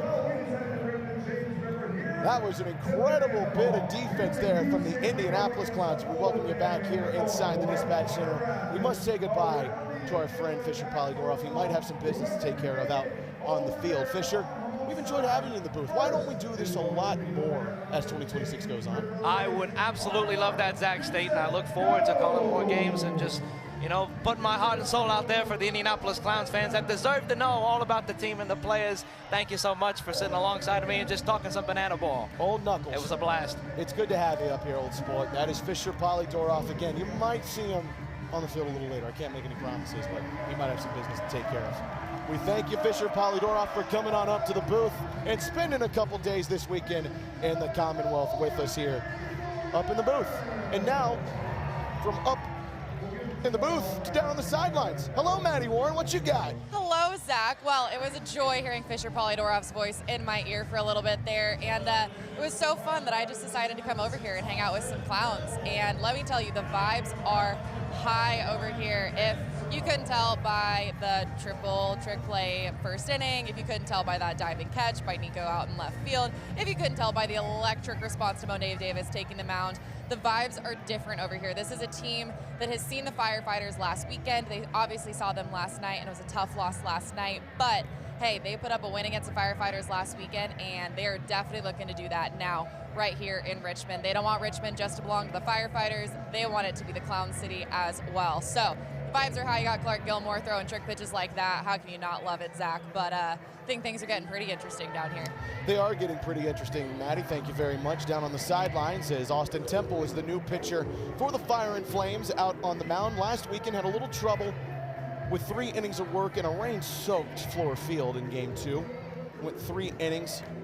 It was a little tougher. The last couple of weekends, he's had some issues, particularly with the ball 4 sprint. But when AT is locked in, man, he can strike you out and he can just induce soft contact. 16 Ks on the year would be good enough for third on the Firefighters. That is a tremendous pitch on the inside corner.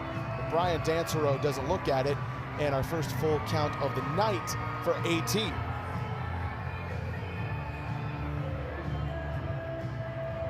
Low ball 4 sprint, and again, that is where the trouble is. Dansereau takes a peek from first, doesn't go anywhere though, and we'll head back to first base. What a way that the Clowns have responded here tonight. You can clearly see the trick plays are a factor tonight. 8-7 in favor of the Indianapolis Clowns, and it just ended with a sweet double trick play from Bobby Leday and Correll Prime on the one pitch thrown by Monae Davis. And Clark Gilmore with a strikeout on the behind-the-back pitch to one of the hottest hitters in the sport. It is gutsy, but he went for it. Throw down from Zachary Bridges, and he doesn't get him. Boy, the Firefighters thought they did have him. Flash gets to second on the steal. Austin Temple is palms up and a half. Hunter Ives making the safe call. I do not see a challenge yet. I believe the fans might have just launched the confetti, and they have. So we have a challenge. I'd like to see that replay one more time. We can rewind that back here. There is the fan. Launch the confetti. We have a challenge. Again, this is the only professional sport where fans can challenge. So throw to Tiny. There's the tag. Hello. That's awfully tough right there. Throw is clearly in time from Zachary Bridges, the new catcher. And I would not want to be in the position of these umpires. Everybody pretty adamant about what they feel. I think to Flash, the hand comes off there. Let's look at this one more time. There's the hand. I don't know that this can be overturned. Hunter Ives had a pretty decent look at it, but they are going to look at some different replay angles down on the field. Here's our high home. I mean, there's the tag right there. Where does that lead hand come off the bag? Clearly tagged there. Where is that lead hand there? Let's take a peek. After further review. After review. The call on the field stands.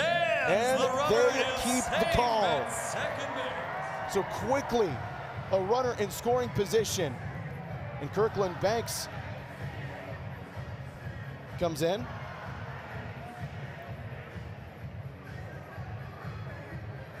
He's got an RBI double. That won't be the same result. Tyner Hughes underneath of it. High into the Richmond skies. Double trick play, call them both in. The second double trick play of the evening for young Tyner. Peanut goes under the legs. And that's one down. The Firefighters a third of the way to trying to strand a runner at second. Bats not as hot as they were last night for the Fire and Flames, but the gloves sure are. 9 trick plays, and we're just a third of the way through the 5th inning. Through the top of the 5th inning, I must say. Joe Gray Jr. has earned himself a single and an RBI tagged along with it. Struck out in his first appearance against Jared Donaldson. Temple looked back, flash. He's already got a steal here in the inning. Temple a little high. Zachary Bridges is in. Remember, the designated fielder, so EJ stays in the game. We've just ticked under an hour to go. High into the Commonwealth skies again. Tiny tracking it. Can he find it? Oh, he just does it the old-fashioned way. Probably the smart play. The wind is awfully swirly here sometimes in Richmond. Tiny, that one going well away from him. Maybe South Trimble had a beat on it, but Tiny just brings it in, and quickly now there are 2 down. And how about this? Jackie Bradley Jr. will step up. He's got an RBI single in that 3rd inning. The Clowns tagged him for 3.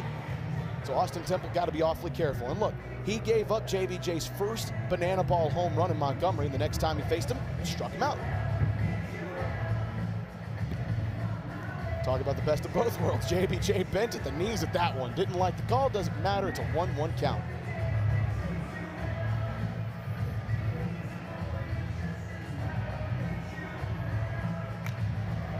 High up. Lamar chasing it back to the wall. And is it gone? Yes, it is! A hometown shot for the Richmond boy, Jackie Bradley Jr.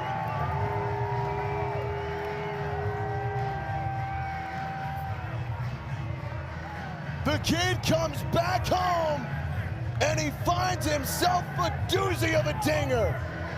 JBJ, 2-run blast. We send it down. Well, Matty Warren, do you have him?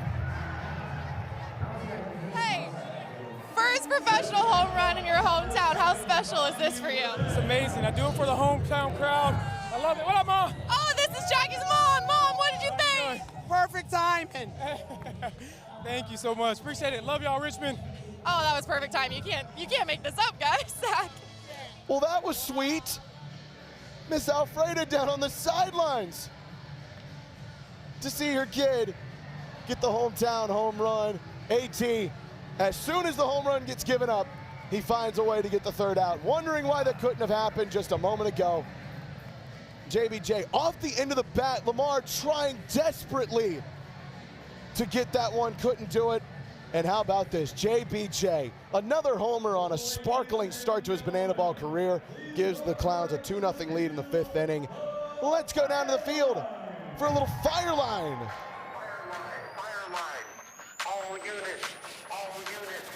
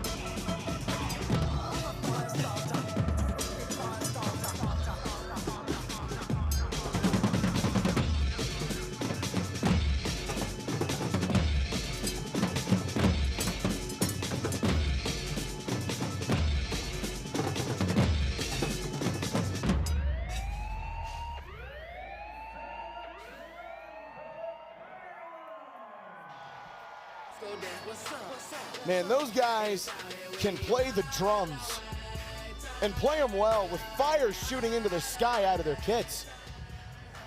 Folks,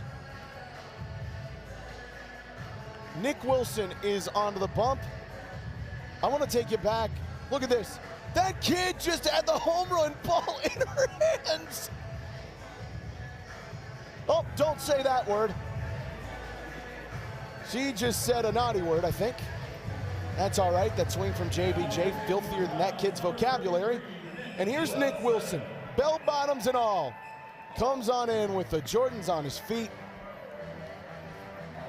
And all he's got to do is protect a 2-run frame with the bottom third of the order coming up for the Fire and Flames. Last weekend in Fluor Field, getting a start. Went 2 1/3, gave up just 2 walk-offs. 4 minutes, 42 seconds in Fluor Field and a 3.86 ERA. 3 hits, 3 runs allowed. But this is one of the leading candidates for that other starting spot on a 2-day rotation. But tonight he comes into the 5th and 6th innings. This is something that Eric Fox has done before. Take a guy who you think should be starting and put him in the 5th and the 6th in those middle innings. He did that with David Griffin in the 4th, 5th, and the 6th inning in Montgomery, Alabama, and he shut the Firefighters right on down. Those middle innings can be so important. Can he do it again? Hey, a trick pitch!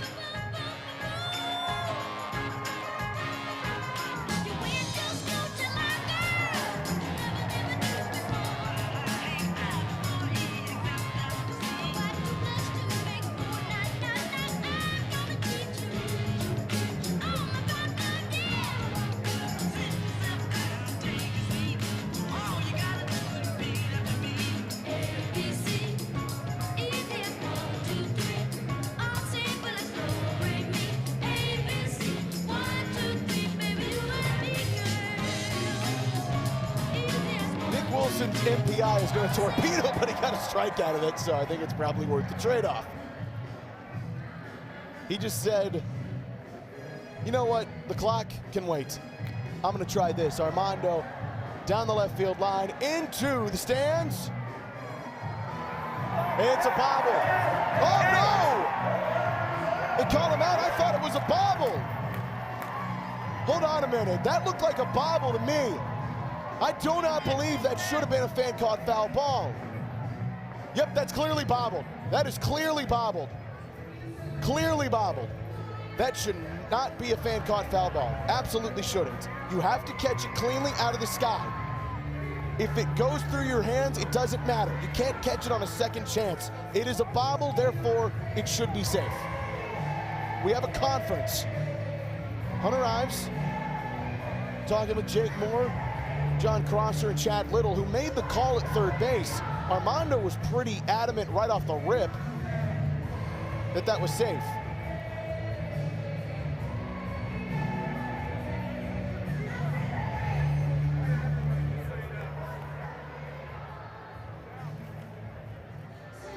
And now we're getting a review. I have not seen if someone has challenged this call. I mean, you give credit to the fan, it's a heck of a play. So we get an umpire review here, announced.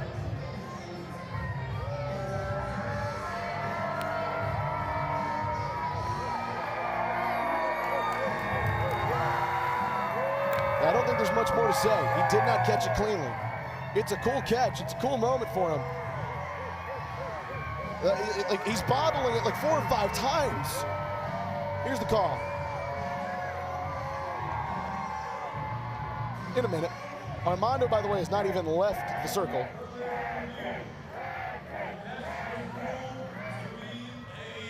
Bobble, not a clean catch. And that is the correct ruling. Again, you must catch it cleanly out of the sky. You cannot bobble it. We're not doing tip drills with y'all. No trick plays here. It's a 0-2 count, by the way, and Armando sends that to the bat. So after all that, Armando stays in the batter's box.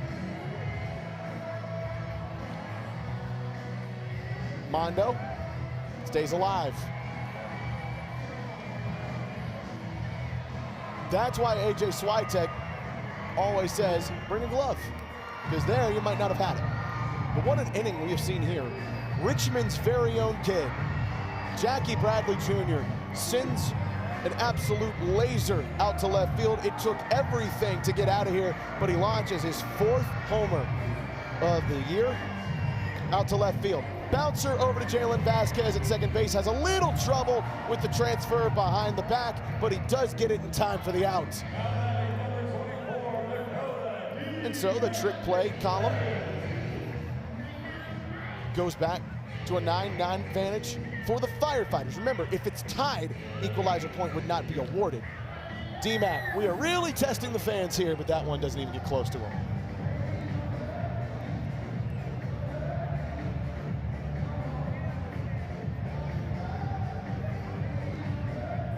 Outside, ball 1.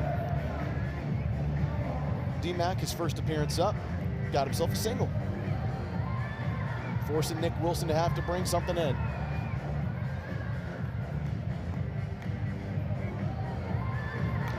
Right back up the gut. JBJ has to pull that one off the ground, and so a second single in the books for D-Mac.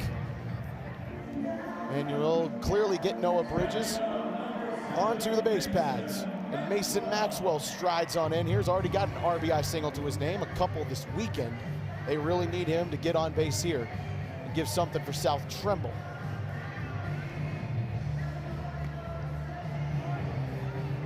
The bats just haven't quite been as impressive today as they have been in the past for the Firefighters, but situational hitting is always critical. But quickly, it's an 0-2 count. Good eye from Double M.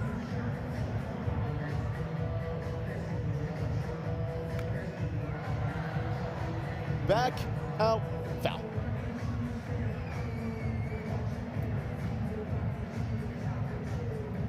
We play on. Mason, hard shot. Noah Bridges had to get out of the way. Joe Gray trying to fire to third, but not before Noah gets all the way to third. He's coming home. Eli Payton has to lob one into Chris Burgess, not in time. And nobody was at shortstop when that one went away on the throw from Joe Gray Jr. And Mason Maxwell has helped bring in the first run that the Firefighters need to equalize this bad boy up. And Chief is being called for, and Chief will be heard from. You'll see later the replay. It's a heck of a beat there from Noah to get out of third base and get home. And now South Tremble, you know the emotions are high for him coming back home. 7'5" kid, had a K in his first outing. Like to get something here. Boy, that's an awfully good pitch to swing at, and he doesn't. He's had 3 plate appearances this year. He's had 2 hits. And he'll have another strikeout, that time looking. So a tough night here for Smoke back in his home state. We'll have to try this one again. Nick Wilson just pointed at us at home. Hi, Nick. Tiny, deep to left field. Nico chasing back, and it's gonna stop at the track. Everybody in Richmond thought we had just seen a big shot from Tyner. Instead, it is the second point of the night for the Indianapolis Clowns. We all held our breath. Tiny had a little bit better view of it than me.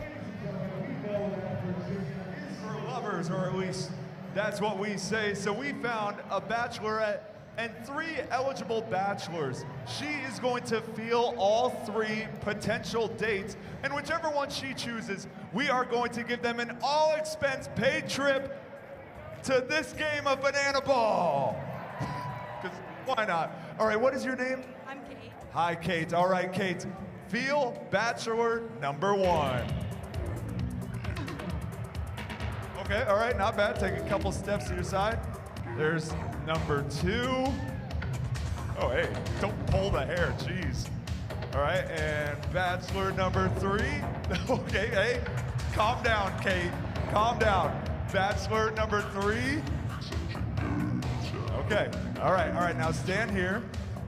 Now, in case you didn't realize, she's blindfolded. So, Kate, I want you to choose who you're going to go on a date with tonight at this show. Will it be bachelor number 1, 2, or 3? Definitely number 2. Definitely number 2. All right, 2, take a step out. Kate, remove your blindfold and meet your new date. Here, introduce yourself. Hi, I'm Kate. She's Kate. Hi, Kate. Mason. It's really cute. Oh, he said she's really cute. Well, all right, shake hands, do whatever. Ladies and gentlemen, once again, we found out that Virginia is for lovers. Jeez, hey, it's a first date. First date. Okay, calm down. All right, we're gonna send you on a date. It's getting a little heated right now, but ladies and gentlemen, make some noise for Virginia Has Lovers. Well, that was interesting. Virginia is for lovers. But you know who else Virginia is for? It's for the fighters. It's also for the magicians. South Tremble on the mic for the first time in his banana ball career. Southie. Hey, Zach. Hi. How are you? Great hearing your voice, man. I love hearing your voice. I didn't get to see you out in the plaza today. Man, what's it been like the last couple days being home here in Virginia? It's been absolutely amazing. You know, the second I step back foot in Virginia, like there's just that scent you get, you know, back when you're in your hometown. And it's been great. That scent is of greatness, by the way. Absolutely. Especially coming off of you. That sounded odd. That's a great piece of lumber laid down there by Dale Francis Jr. It'll be a single.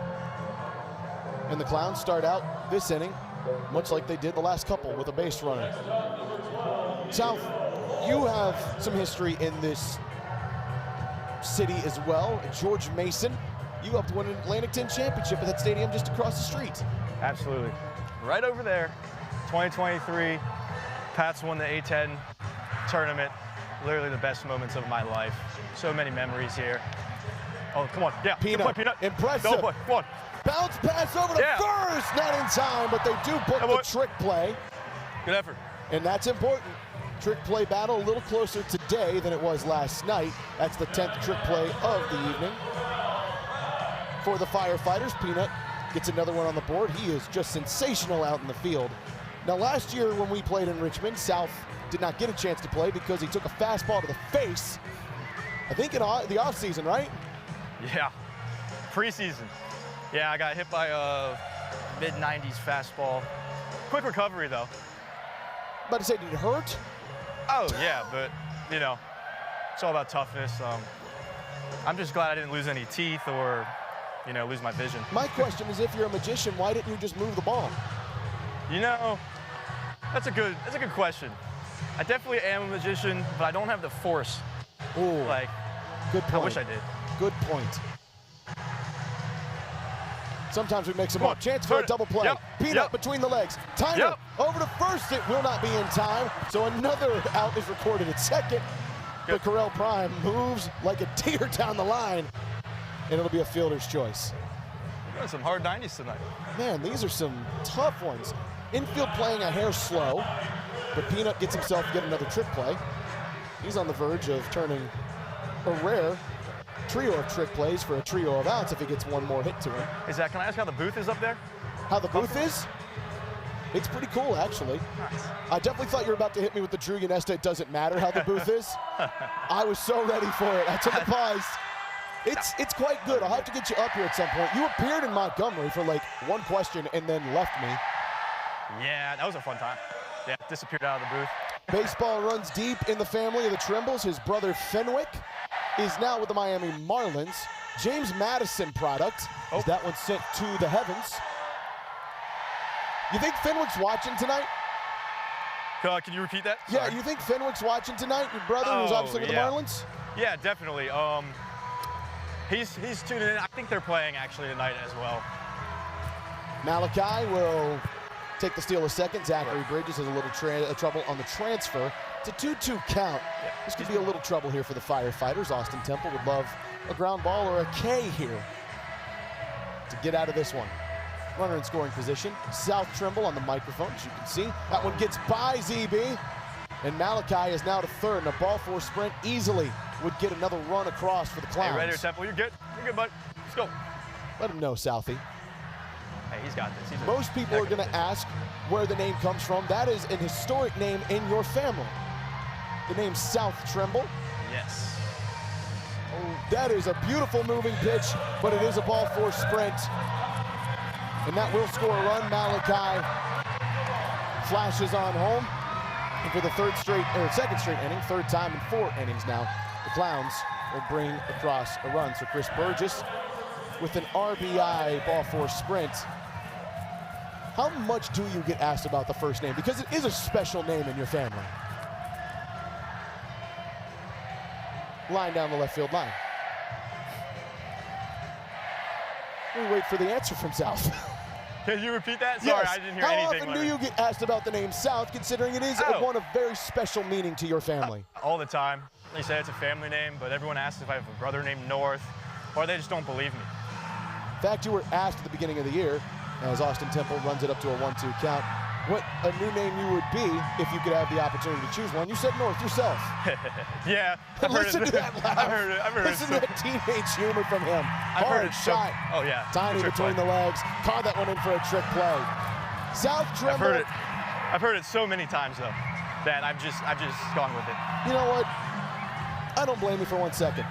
A lot of people can call you a lot of things as you get a high five from somebody. Hey, we call you Smoke. Some people call you North or South. I call you one of my favorite people in the world. Southie, I love you. Hey Zach, I love you too.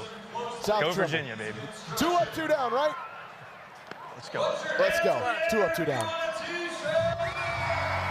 Let's take a look at a couple of quick hitters here. In the land of quick hits, apparently, in Richmond, Virginia, as the Clowns up 2-1.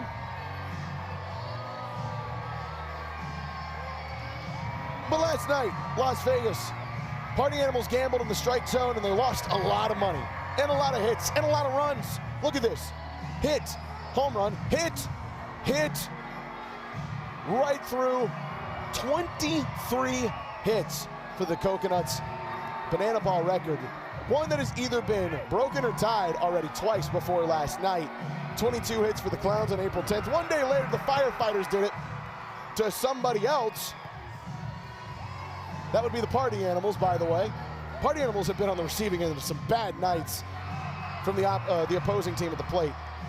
And they were last night. Coconuts breaking the banana ball record. Firefighters really need something here. They scored the first point of the game and have not really done so since, and they're not going to here. Correll Prime going dumb with it at first and in time for the outs.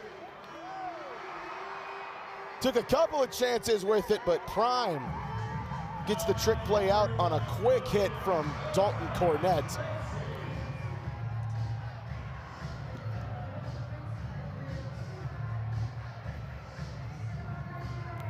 Firefighters down 2-1 and 1-0 in the frame. They have not scored a point since the second inning. They need something here.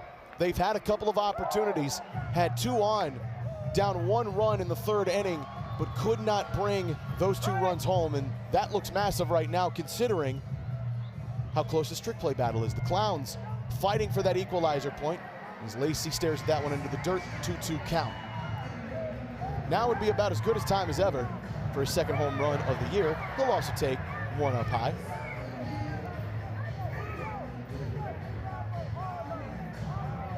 And a ball force sprint on the table. Lacey sends one to the backstop. Do the fans have an opportunity? They don't, because it landed.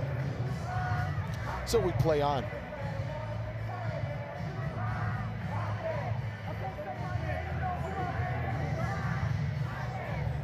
Lacey, chopper to his third base compadre, Eli Payton. That's a tough throw.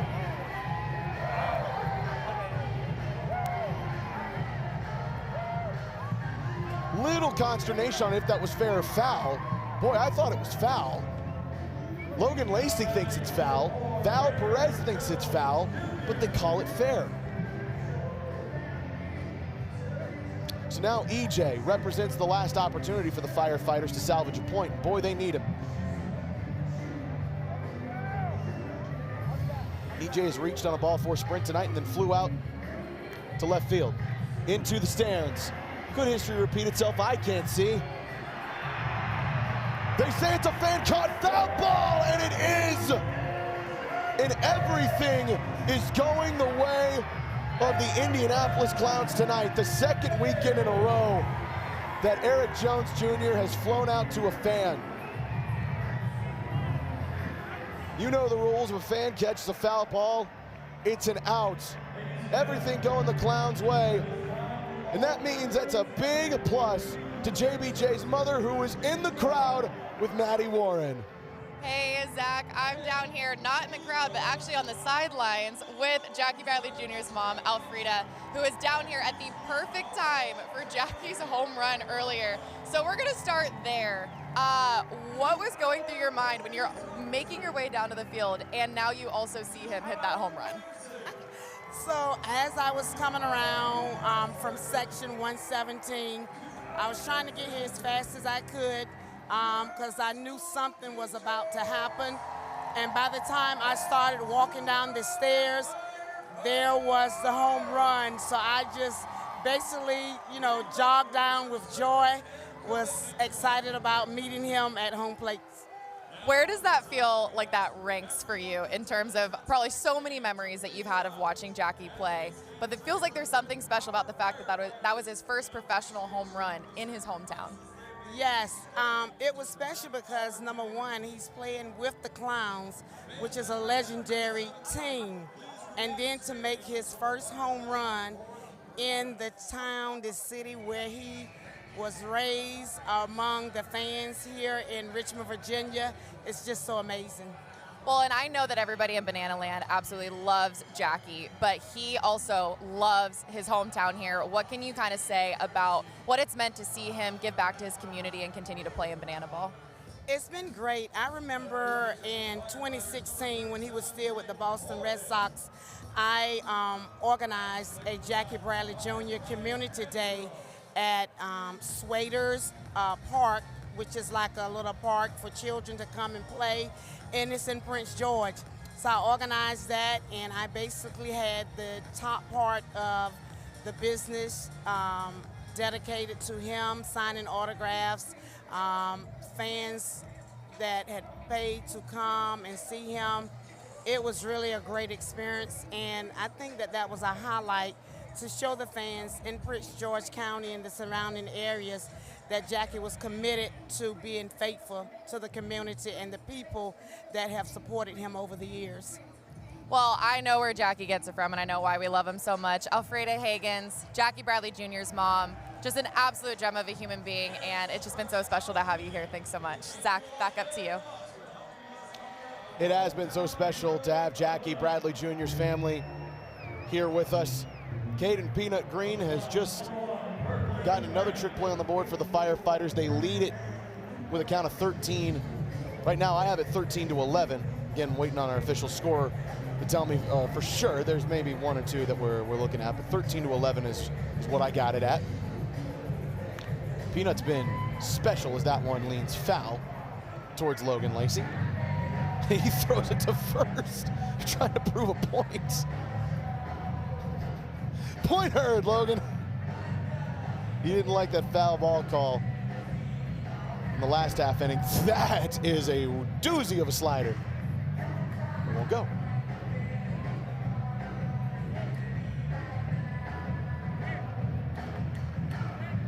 Two-1 to KB. Right back up the middle. He is having himself quite the ball game. Another hit, single to go along with his RBI double. Kirkland Banks having a blast, and I believe we are set for something real fun here from the Indianapolis Clowns part.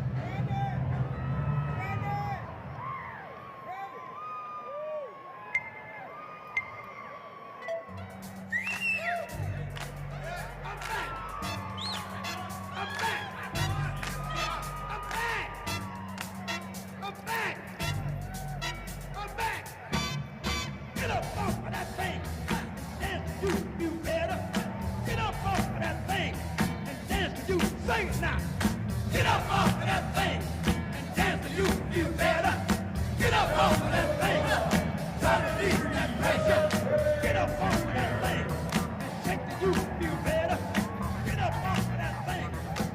One correction, 13-10 is our trick play count, so the Firefighters do have a healthy lead there, and that could be important in a game where they're already trailing by 2 points. As Joe Gray Jr., little James Brown action. Coming here to Richmond, Virginia, a lot of people singing the lyrics to get up off of that thing. That was beautiful. Bimo wanting to focus a little more on his fastball today. Feels when that's going, he can throw a little bit harder, a little bit faster. He's broken out a couple of sliders. Throwing to his old college teammate, Zachary Bridges. Last time these two pitched and catched with each other was 2019 with UNC Wilmington as South Tremble. Oh, he almost had a magic play. That would have been sick. Got on his high horse and was flying towards foul territory, but could not get it.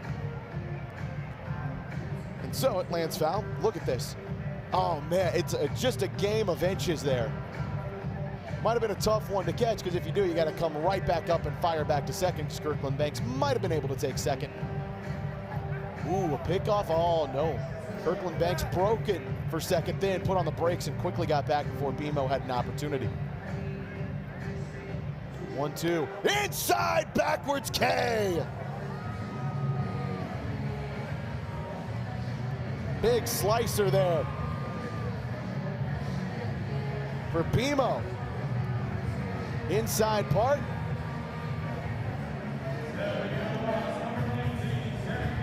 Thanks, Jake. We'll take those. It's now to JBJ. The Richmond guy has come home and given his fans something to remember. A 2-run homer in the top of the 5th off the end of the bat, and now he sends one to the stars again. South Tremble from one Virginia kid to another. The tip drill goes down as a trick play for the Firefighters. Might not have been the cleanest, but guess what? It works. Look at this replay. South, I mean, boy, head on a swivel, Mondo. Ladies and gentlemen, I know you've heard of musical chairs, but here in Clown Town, we like to do things a little bit different. I got 4 clowns here with me who are going to dizzy bat while the music plays, and when that music stops, if you're not in no seat, you're out. We like to call this one Clowning Around. Y'all ready? DJ, hit that music. Clowning around. Oh, they're spinning. They're spinning, they're spinning, they're spinning. Let's get it. Oh. Oh, and you're out, buddy. Clowning around. All right, spin, spin, spin, spin. Go get that back. Spin, spin, come on. Oh, yeah. I'ma be the one. Come on, come on, come on. They're spinning, they're spinning, they're spinning.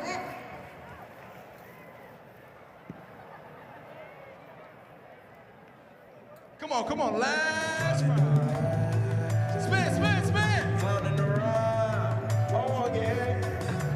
I'ma be the one to pick up your frown. Cause when we around, we're all clowns. Clowning around. Clowning around. Clowning around. Where's the chair? Oh, man, where is the chair?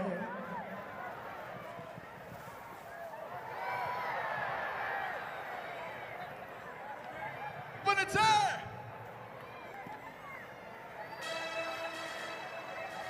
Who's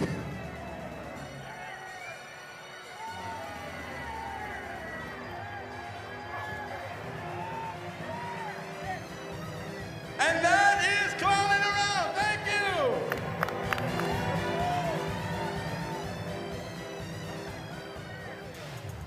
Like, when are you allowed to shove someone over when they're clearly sitting in the chair? Like, clearly, dude in the Washington Nationals cap should have won. Never should have been anything there. All right, Andrew Irvine is up.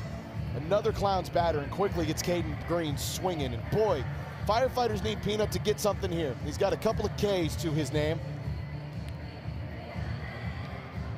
That 11-game hit streak is starting to come into play here just a little bit.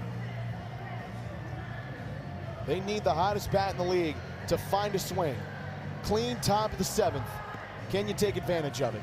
Peanut quickly has himself a 2-1 count. Again, one more hit will do the job.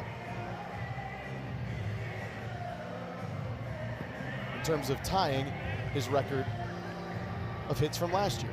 He had 23 last year. Could do it right here as well. Right back up the middle, and you can go ahead and make it 12 games in a row with a hit. Peanut aboard at first. Take your announcer's jinx and run them down the road. Peanut is aboard. And the Firefighters have an inning-winning run at first base. And the guy you would absolutely adore to see coming up. Lamar has a walk-off double in his first plate appearance, and then a ground out to shortstop that resulted in a double trick play for the Indianapolis Clowns. Right now, a 14-10 trick play advantage for the Firefighters. Remember, equalizer point only awarded to the visiting team.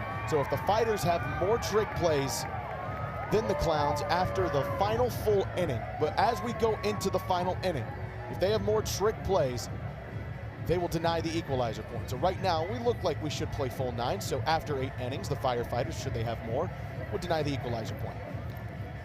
But we got to see if we get there, because Lamar Sparks is a 3-0 count. I would be surprised if Lamar swings. Told you. Made sure he wasn't going to miss something. 3-1. Ball four sprint. And a beautiful at-bat for Lamar. He's going to get to second base. Ball dribbled out of Nico Holzheiser's hands, and now this is real danger territory for the Indianapolis Clowns. There are 2 runners in scoring position. That guy right there is the only run that really matters at this point. And Armando Becerra, who has an Oppo Taco to his name, has the opportunity to end the frame. If he puts one into the outfield, as long as it's not shallow, it will do the job. If it's a roller, it really will do the job. Mondo's got a ball four sprint to his ledger today. You see the infield is playing in. Did he go? No, he didn't. Firefighters get one back from Chad Little down there at third. Irvine's had some tough times getting out of innings.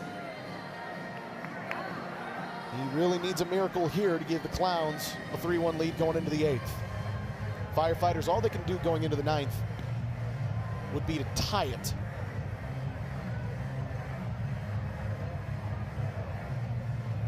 Big swing there from Armando to make it a 2-1 count. Ooh, it's a good pitch from Irvine. 2-2 count. Javon Ray with the bullhorn. Mondo just stays alive, and ouchies, that hurts off the left foot. Matty Warren has a bunker jacket on down there. I think it's because it's cold. Don't know whose it is. I'm looking to see. Oh, it's Darian McDowell's. What a friend he is.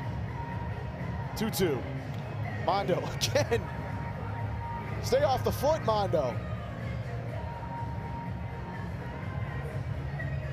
D-Mac in the on-deck circle, should we get there. Again, the Firefighters, nobody out in the frame. 7th pitch of the AB. In. Ball four sprint would be disastrous. It would be an inning walk-off for the Firefighters, be disastrous for the Clowns. Disaster for the Clowns. Lovely for the Fire and Flames. Peanut extends the 12-game hit streak and then scores a run, and the Firefighters pull a point closer. It's a 3-2 game as Armando Becerra earns his 2nd free trip to the base pads. Took a lot of pain for it too, as Zachary Bridges, Bradford Webb, and Johnny Hummel are dancing with rollerblades.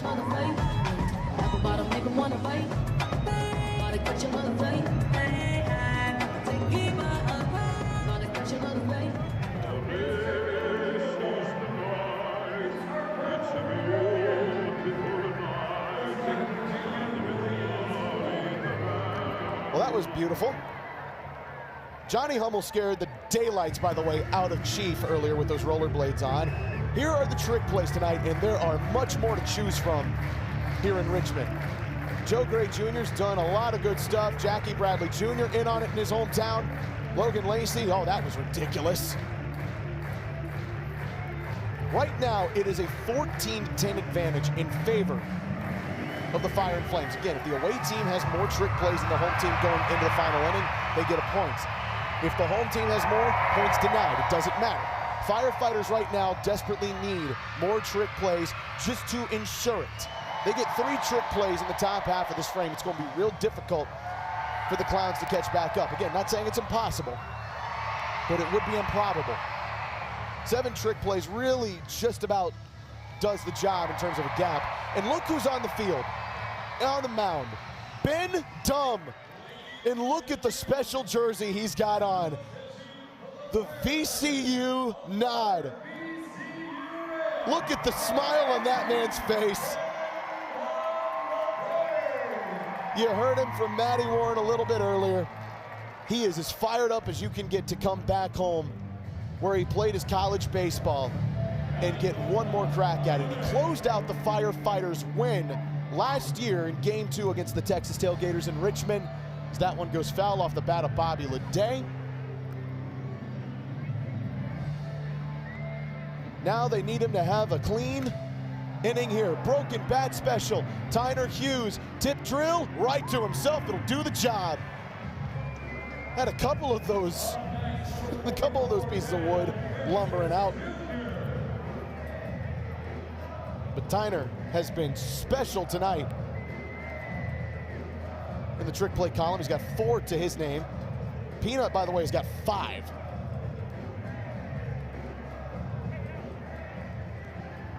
Those two have been the trick play leaders all throughout the year for the Fire and Flames. John Crosser says Dale Francis Jr. did not go. That time it didn't matter if he went because that was called a strike at the plate. Ben is the reigning pitcher of the year in Banana Ball. For reasons like this, in big-time situations, he can find it. They need a clean top frame. Trick plays will certainly help. Dale wanted that one. Won't get it. Full count.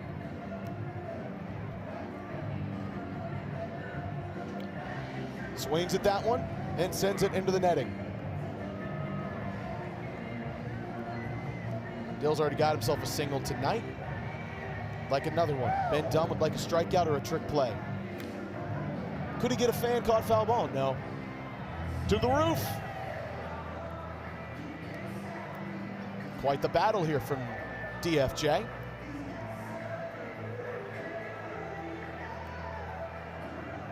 Try this again.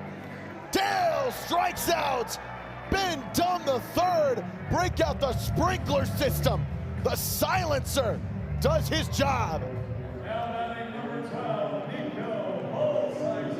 Down in the count, works it back full, and then gets that one right inside.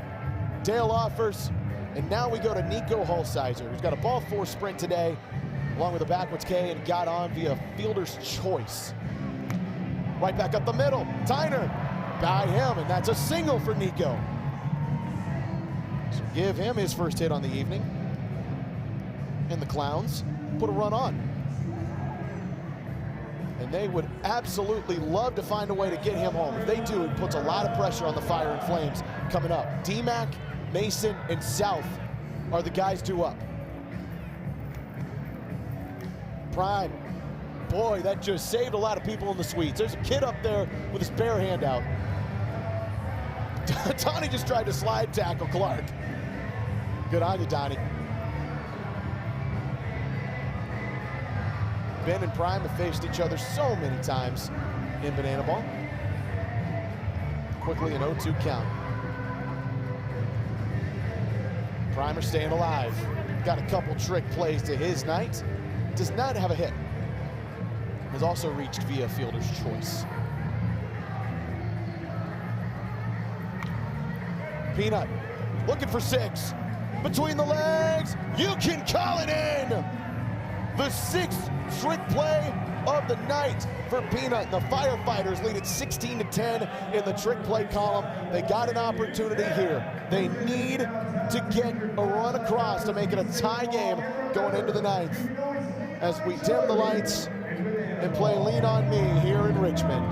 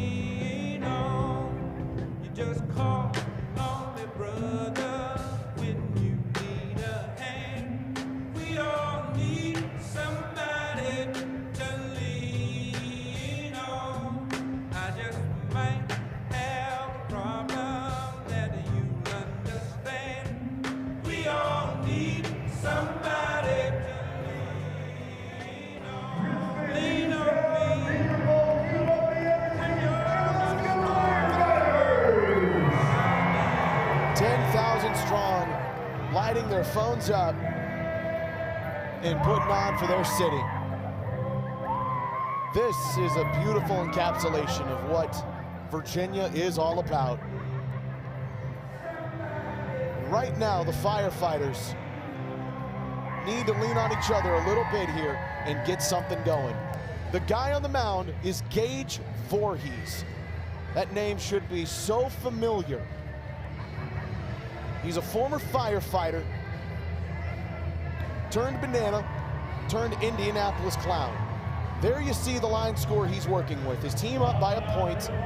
Clowns have hit a little bit better than the Firefighters, but the Fire and Flames have fielded a little trickier than the Clowns. That equalizer point, at this point, it would be shocking if the Clowns could get it. They'd need a lot to go their way. It's a 16-10 advantage for the Fire and Flames. Right now, their biggest concern is protecting their 1-point lead. Should they get the equalizer point, great.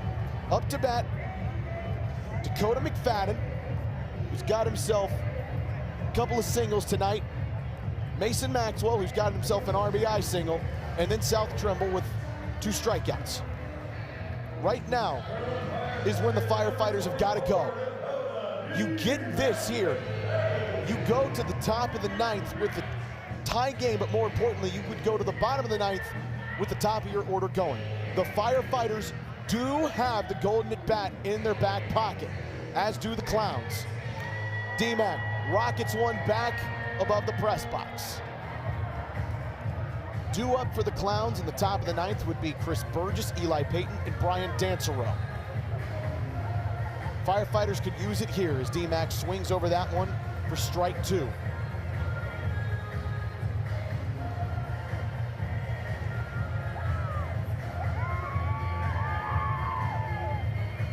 Need it here. D-Mac lifts one up, high into the sky. Joe Gray Jr. chasing it. Does he go for it? No, he doesn't. That, to me, signals that the Clowns are ceding that equalizer point. So D-Mac retired for the first time tonight. But the Firefighters have likely just denied the equalizer point. So this should stay, if nothing else, a 3-2 game going into the 9th. As Mason stares at one on the outside part of the black.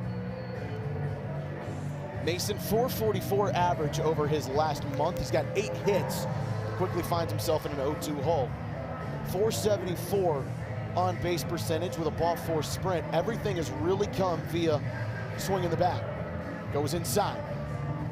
At this point, if you're the Firefighters, you will take any way you can to get him on board. Steal a first base, hit by pitch, whatever you can take. Mason, down the line in left field. It'll go to the bullpen. Not much wind to speak of here. He tried for an opposite backside hit. Mason golfs at that one, back to Gage. He goes through the legs, and that one likely for the love of the game, but it will count as a trick play for the Clowns, and they're quickly 2 down for Gage. And now something special for the home state guy.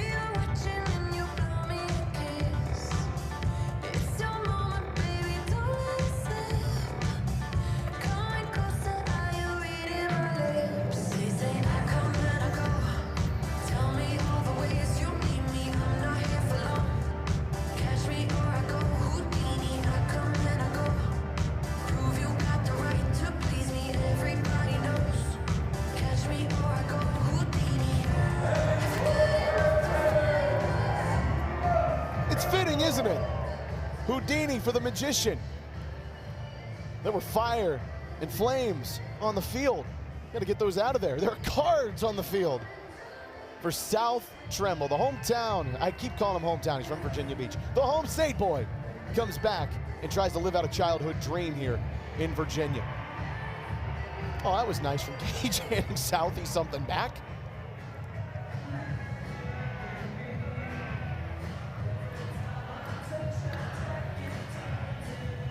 He's got 2 Ks tonight, but he rips that one into right center field.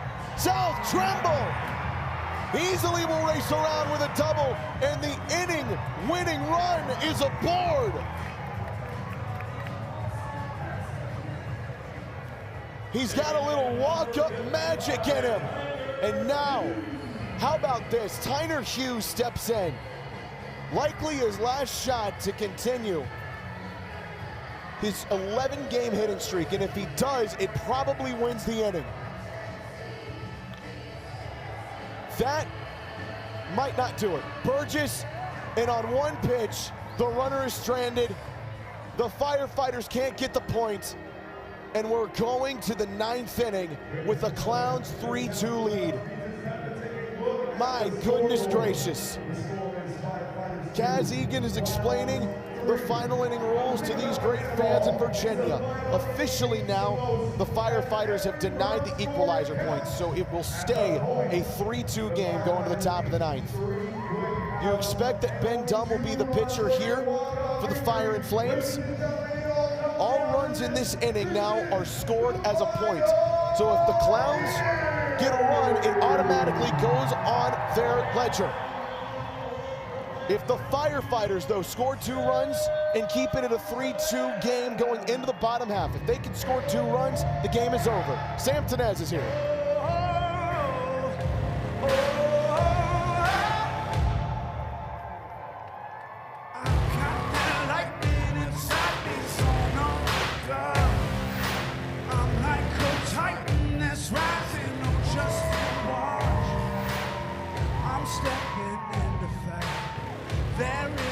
Time to waste. I've got that lightning inside me. This is how legends are made. Oh, oh, oh, oh, oh, oh. This is how legends are made. Oh, oh, oh, oh, oh. This is how legends are made. Returning to the mound for the final inning. Indeed, it will be Ben Dunn III. He'll go into this frame needing a clean sheet. He fires his second one in a row off, and the Firefighters have a shot in the bottom of the 9th in just a 1-point game. As everybody is doing the Jeff Hardy strut on the field, from Nick Wilson to Mason Maxwell, BK. At this point, Matty Warren should probably do it to join in the frame. Ben Dunn comes back to his college town. Can he give the Fighters a shot? It's Chris Burgess, Eli Payton, and Brian Dansereau. The golden at bat is in the back pocket of somebody for both teams.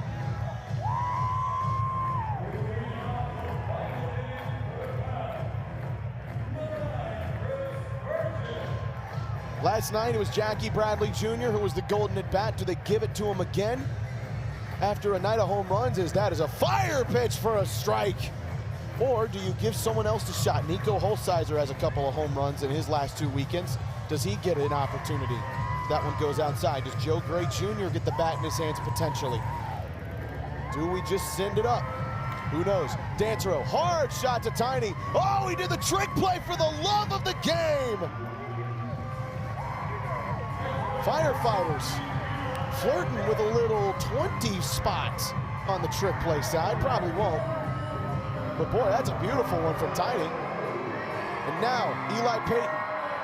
Good pitch from Ben. Outside of a little trouble from Loco Beach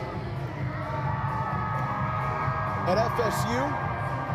in Little Rock, and then a solo home run for Jalen Vasquez. This guy has regained his form we saw on the World Tour last year. Trying to get Eli Payton to jump at that one outside, he wouldn't offer. Payton 0 for 3 tonight, but a beautiful mic'd up appearance. Boy, that was well put.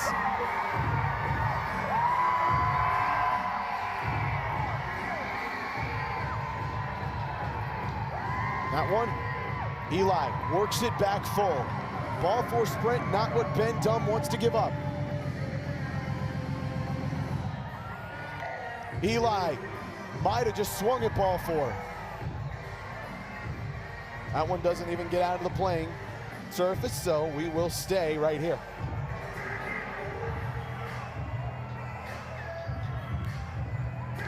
Payton, hard shot towards Willie Carter. Nobody hit, I believe, on that one, so we'll stay right here. Corey Pye. Looked like a running man going there. Payton golfs at that one. Into the seats. Can the fans help Ben? I don't believe so.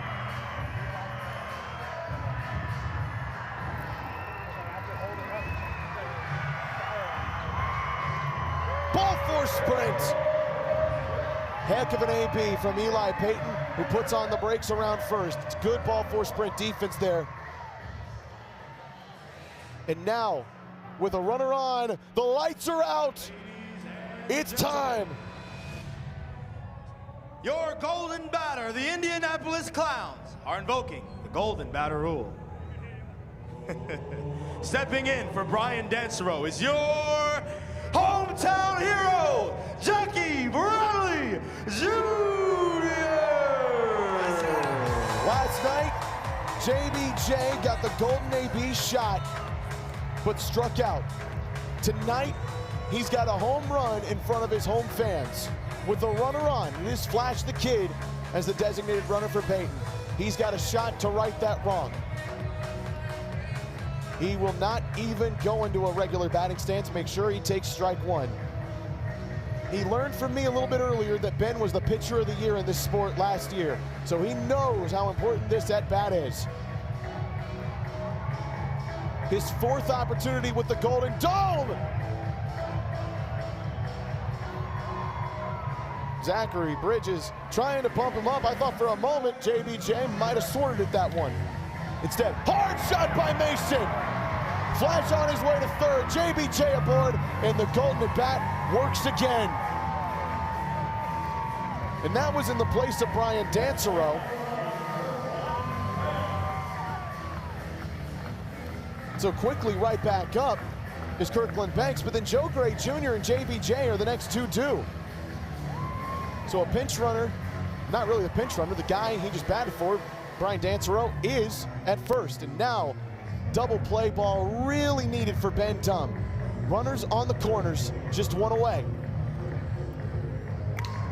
Broken bat, could it be two? Peanut to second, on in time at first, and a run scores. On a fielder's choice. We have seen that a couple different times tonight, where they had a chance at a double play, but it was so slow. And so a point scores for the Clowns to make it 4-2. And that golden at bat appearance from Jackie Bradley Jr. plays even bigger now.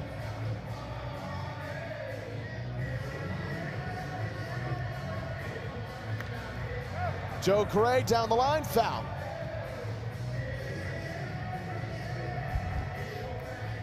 It's a 1-1 count. Remember, every run that scores in this frame counts as a point. So the Firefighters have now given up a point back. Ben right there. There have been a couple of close calls that he wanted as strikes.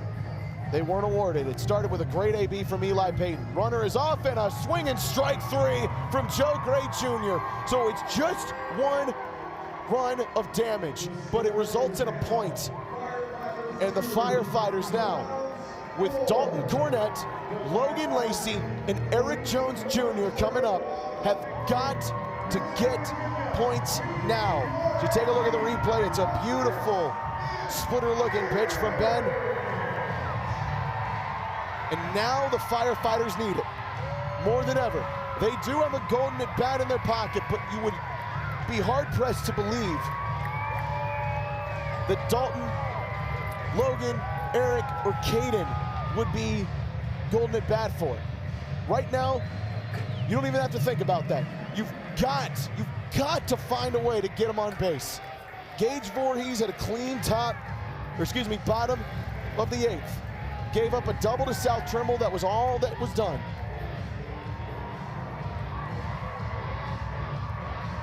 As we go to the 9th inning, the Clowns get an extra point. Basically, what the equalizer point could have been. They get it right back. As the calendar crew flexes. You look at that man right there. He has been a hero in pressure moments. The king of walk-offs has 5 of them to his name here this season. But now they use him as the leadoff hitter, and they've got to get him on. Gage Voorhees gave up a 9-run frame to the Firefighters back in Montgomery. Right now, they need something like it again. They need 2 to 4 showdowns and 3 to win. The Clowns have absolutely found so many ways to get kicked in the guts this year. Can the Fire and Flames get one more on them? Or do they split the series here in Richmond thanks to Jackie Bradley Jr.? A 2-run blast in the top of the 5th. Giving the Clowns a lead they have not surrendered since. Here we go. Dalton looks at one outside. Gage was on the bump when DC3 walked it off in Greenville. He'll need another one. That's not gonna help him. Down the line, Peyton snags it. Out 1.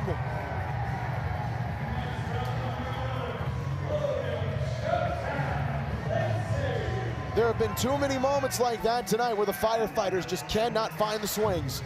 And now with 1 down, Showtime would be a heck of an opportunity to grab his first appearance on the bags via a hit. Will he go? No, he doesn't. Thought about the steal of first. We saw it a couple times last weekend. He won't try it here. Everybody waiting with bated breath. 1-0. Logan, foul.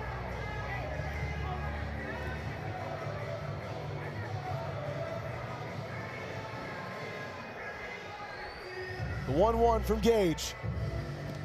Lacey held it back. Again, you take any way to get him on base. Gage, take any way to get him out. Inside, ball 4 sprint certainly helps.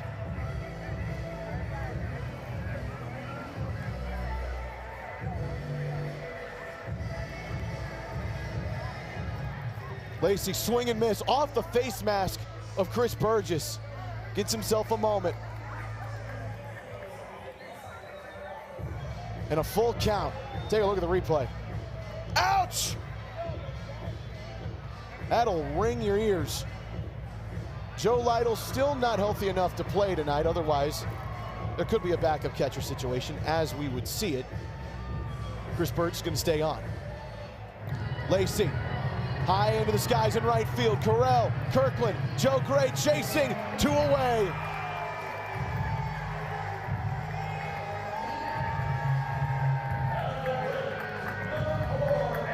So if they're gonna find some light here, they gotta get it to Peanut. And that means Eric Jones Jr., a man who has gotten on tonight via a ball 4 sprint, but has also been called out by the fans, has to find something here.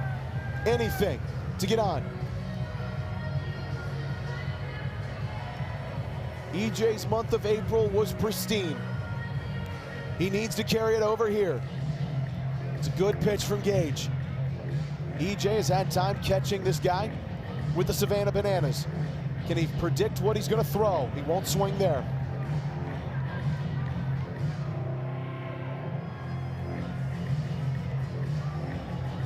Too low, ball 3. We just saw Gage get out of a ball 4 sprint opportunity. Can he do it here? Yes, he can. What a play from Eli at third. And the Clowns win on an electric stop by Eli. to the final, and the Clowns salvage a split in Richmond.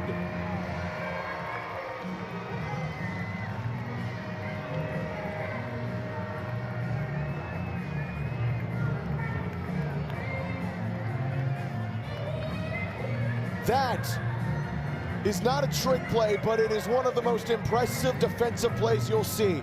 It's why they call it the hot corner. And Eli Payton down to the hips, throws it over to Prime, and the Clowns will salvage a series here. Firefighters take game 1. The Clowns will take game 2. They truly do silence what has been an effective and explosive Firefighter offense. Get just a few more bits of hitting when they need it. And the Indianapolis Clowns have their 6th win in 2026.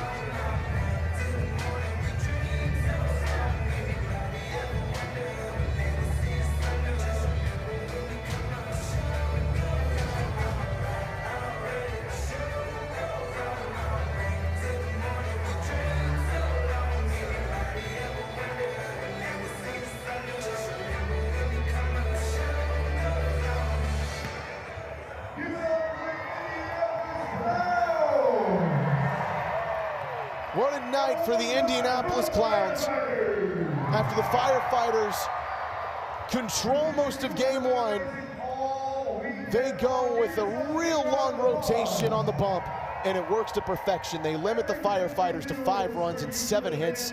They get 7 runs of their own, 9 hits of their own. And even though they don't win the trick play equalizer point, a crucial point in the 9th inning, gives enough separation to give Gage Voorhees just a little bit of breathing room. And they take out the Firefighters.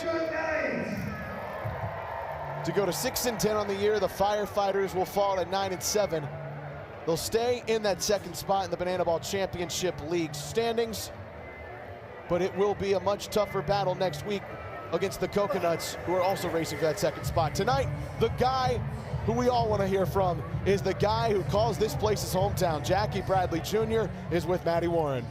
Hey, Zach, thank you so much. Jackie Bradley Jr., undoubtedly our showman of the night. Now we're going to take a little walk while we talk, because I think we got some people to go say hi to, so we're going to head down there. But back in your hometown, that 2-run shot that put the Clowns up in a lead that you guys did not give up after that, where does that rank for you in memorable moments in your career? It's pretty special. It's not often you get to come home and play in front of a hometown crowd, and then to do something as special as that, and to pull off the win tonight.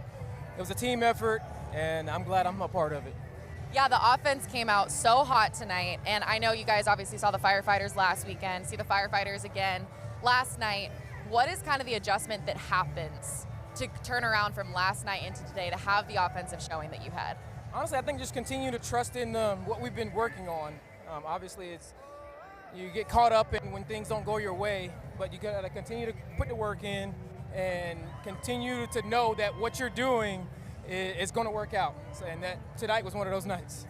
Now, to have as many people as you had here tonight, first of all, how many people did you have here this weekend? And what did it mean to be able to look into the stands, have your mom be so much a part of that home run moment for you in your hometown? I think I had over 100 friends and family in town, but that's the way I'd rather have it, especially being so close to home, them not being able to see me too often, because I think the closest games I typically will play was either Baltimore or Washington. So to play in the backyard, it's pretty special, and I'm glad that they're here supporting me. All right, now I got one more question for you really quick. So Isaiah, he's 10, at Banana Ball backstage. He would like to know, what's your favorite trick play that's ever been pulled in Banana Ball? Favorite trick play that's ever been? I don't know. DR Meadows and Rax had that backflip trip pretty locked down. That's pretty cool. And I introduced the Naruto this year, so we're going to be getting more of that here pretty soon. Excited to see it. Well, hey, Jackie, let's head on over here. Get your family on over. Jackie, go celebrate with them. Congrats. What a night for the Commonwealth kid. The Richmond product celebrates with his mother, Alfreda, and gets an opportunity to celebrate a Clowns win as well. Probably wouldn't have felt right here in Richmond without the Clowns getting a win for their hometown guy. And tonight, the fans who watched him grow up in the sport of baseball, see him return in the sport of banana ball, and watch him put on a show. Gets the hat, tip drill, trick play onto his resume. The play of the night will be right here. Well, maybe not right here. It's a heck of a single, though. But the play of the night comes in the 5th inning when he gets one right off the end of the bat, and just enough, maybe 321 feet, but it was enough to do the job. Get it over Lamar Sparks' head.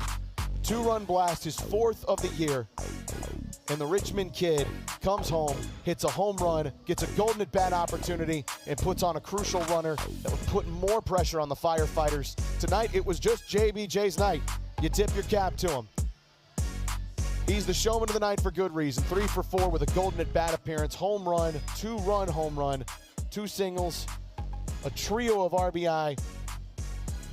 Just a great night for JBJ. And you look at what the Clowns were able to do. Really, they just induced a lot of soft contact. Not a ton of strikeouts for the Firefighters tonight, just 5 against the Firefighter batters. But when the Clowns were on the mound, as we welcome you back up here inside the Dispatch Center, boy, they just induced some really tough swings from the Firefighters, and that's something that a lot of teams haven't really been able to accomplish this year. For the Fire and Flames, you look at the positives of the 17 trick plays, which is a massive number. You look at the fact that you're able to kind of claw your way back into the game, but a few too many innings where you had runners in scoring position, and that's one of the things they do so well above 400 average with runners in scoring position. But tonight, Firefighters just unable to really get that one key hit to turn an inning around and potentially turn the game back into their favor. But for the Indianapolis Clowns, that's a heck of a way to respond after last night where David Griffin gave up 2 walk-off homers in back-to-back frames. The Firefighters won at 5-2. They come back tonight, and the Clowns win at 4-2.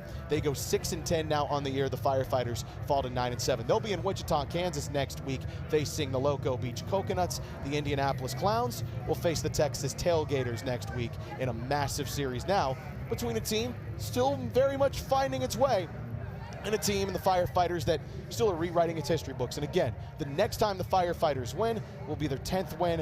It'll be the first time they reach double digits. It'll be the first, they'll tie their win marks from 2024 and 2025 combined. But tonight belongs to the Clowns here in the Commonwealth's capital, Richmond, Virginia. It has been a pleasure being with you here on the Firefighters YouTube page for 5 straight games of the Firefighters and Indianapolis Clowns. Next week in Wichita, though, we'll get a little bit different flavor with the Loco Beach Coconuts. Again, that's in Wichita, and the Texas Tailgaters have a date with the Indianapolis Clowns next weekend. Our great crew led by the tremendous Chadwick Folkstead as a producer, executive producer, the legendary Josh Richardson, our great director back in Savannah, Alex Gross, the guy calling the shots down on the field, is the sheriff, Garrett DeClue, our scorekeeper. From Las Vegas, by the way, Blake O'Hare. We thank the internet for that. For Matty Warren on the sidelines, I'm Zach State. Thank you so much for spending a weekend in the Commonwealth with me right here in the Firefighters YouTube page. We'll see you next week in Wichita. The Clowns get the win tonight, but remember, no matter where you are or what you do, flame on, baby! Dispatch from Richmond. We're over and out.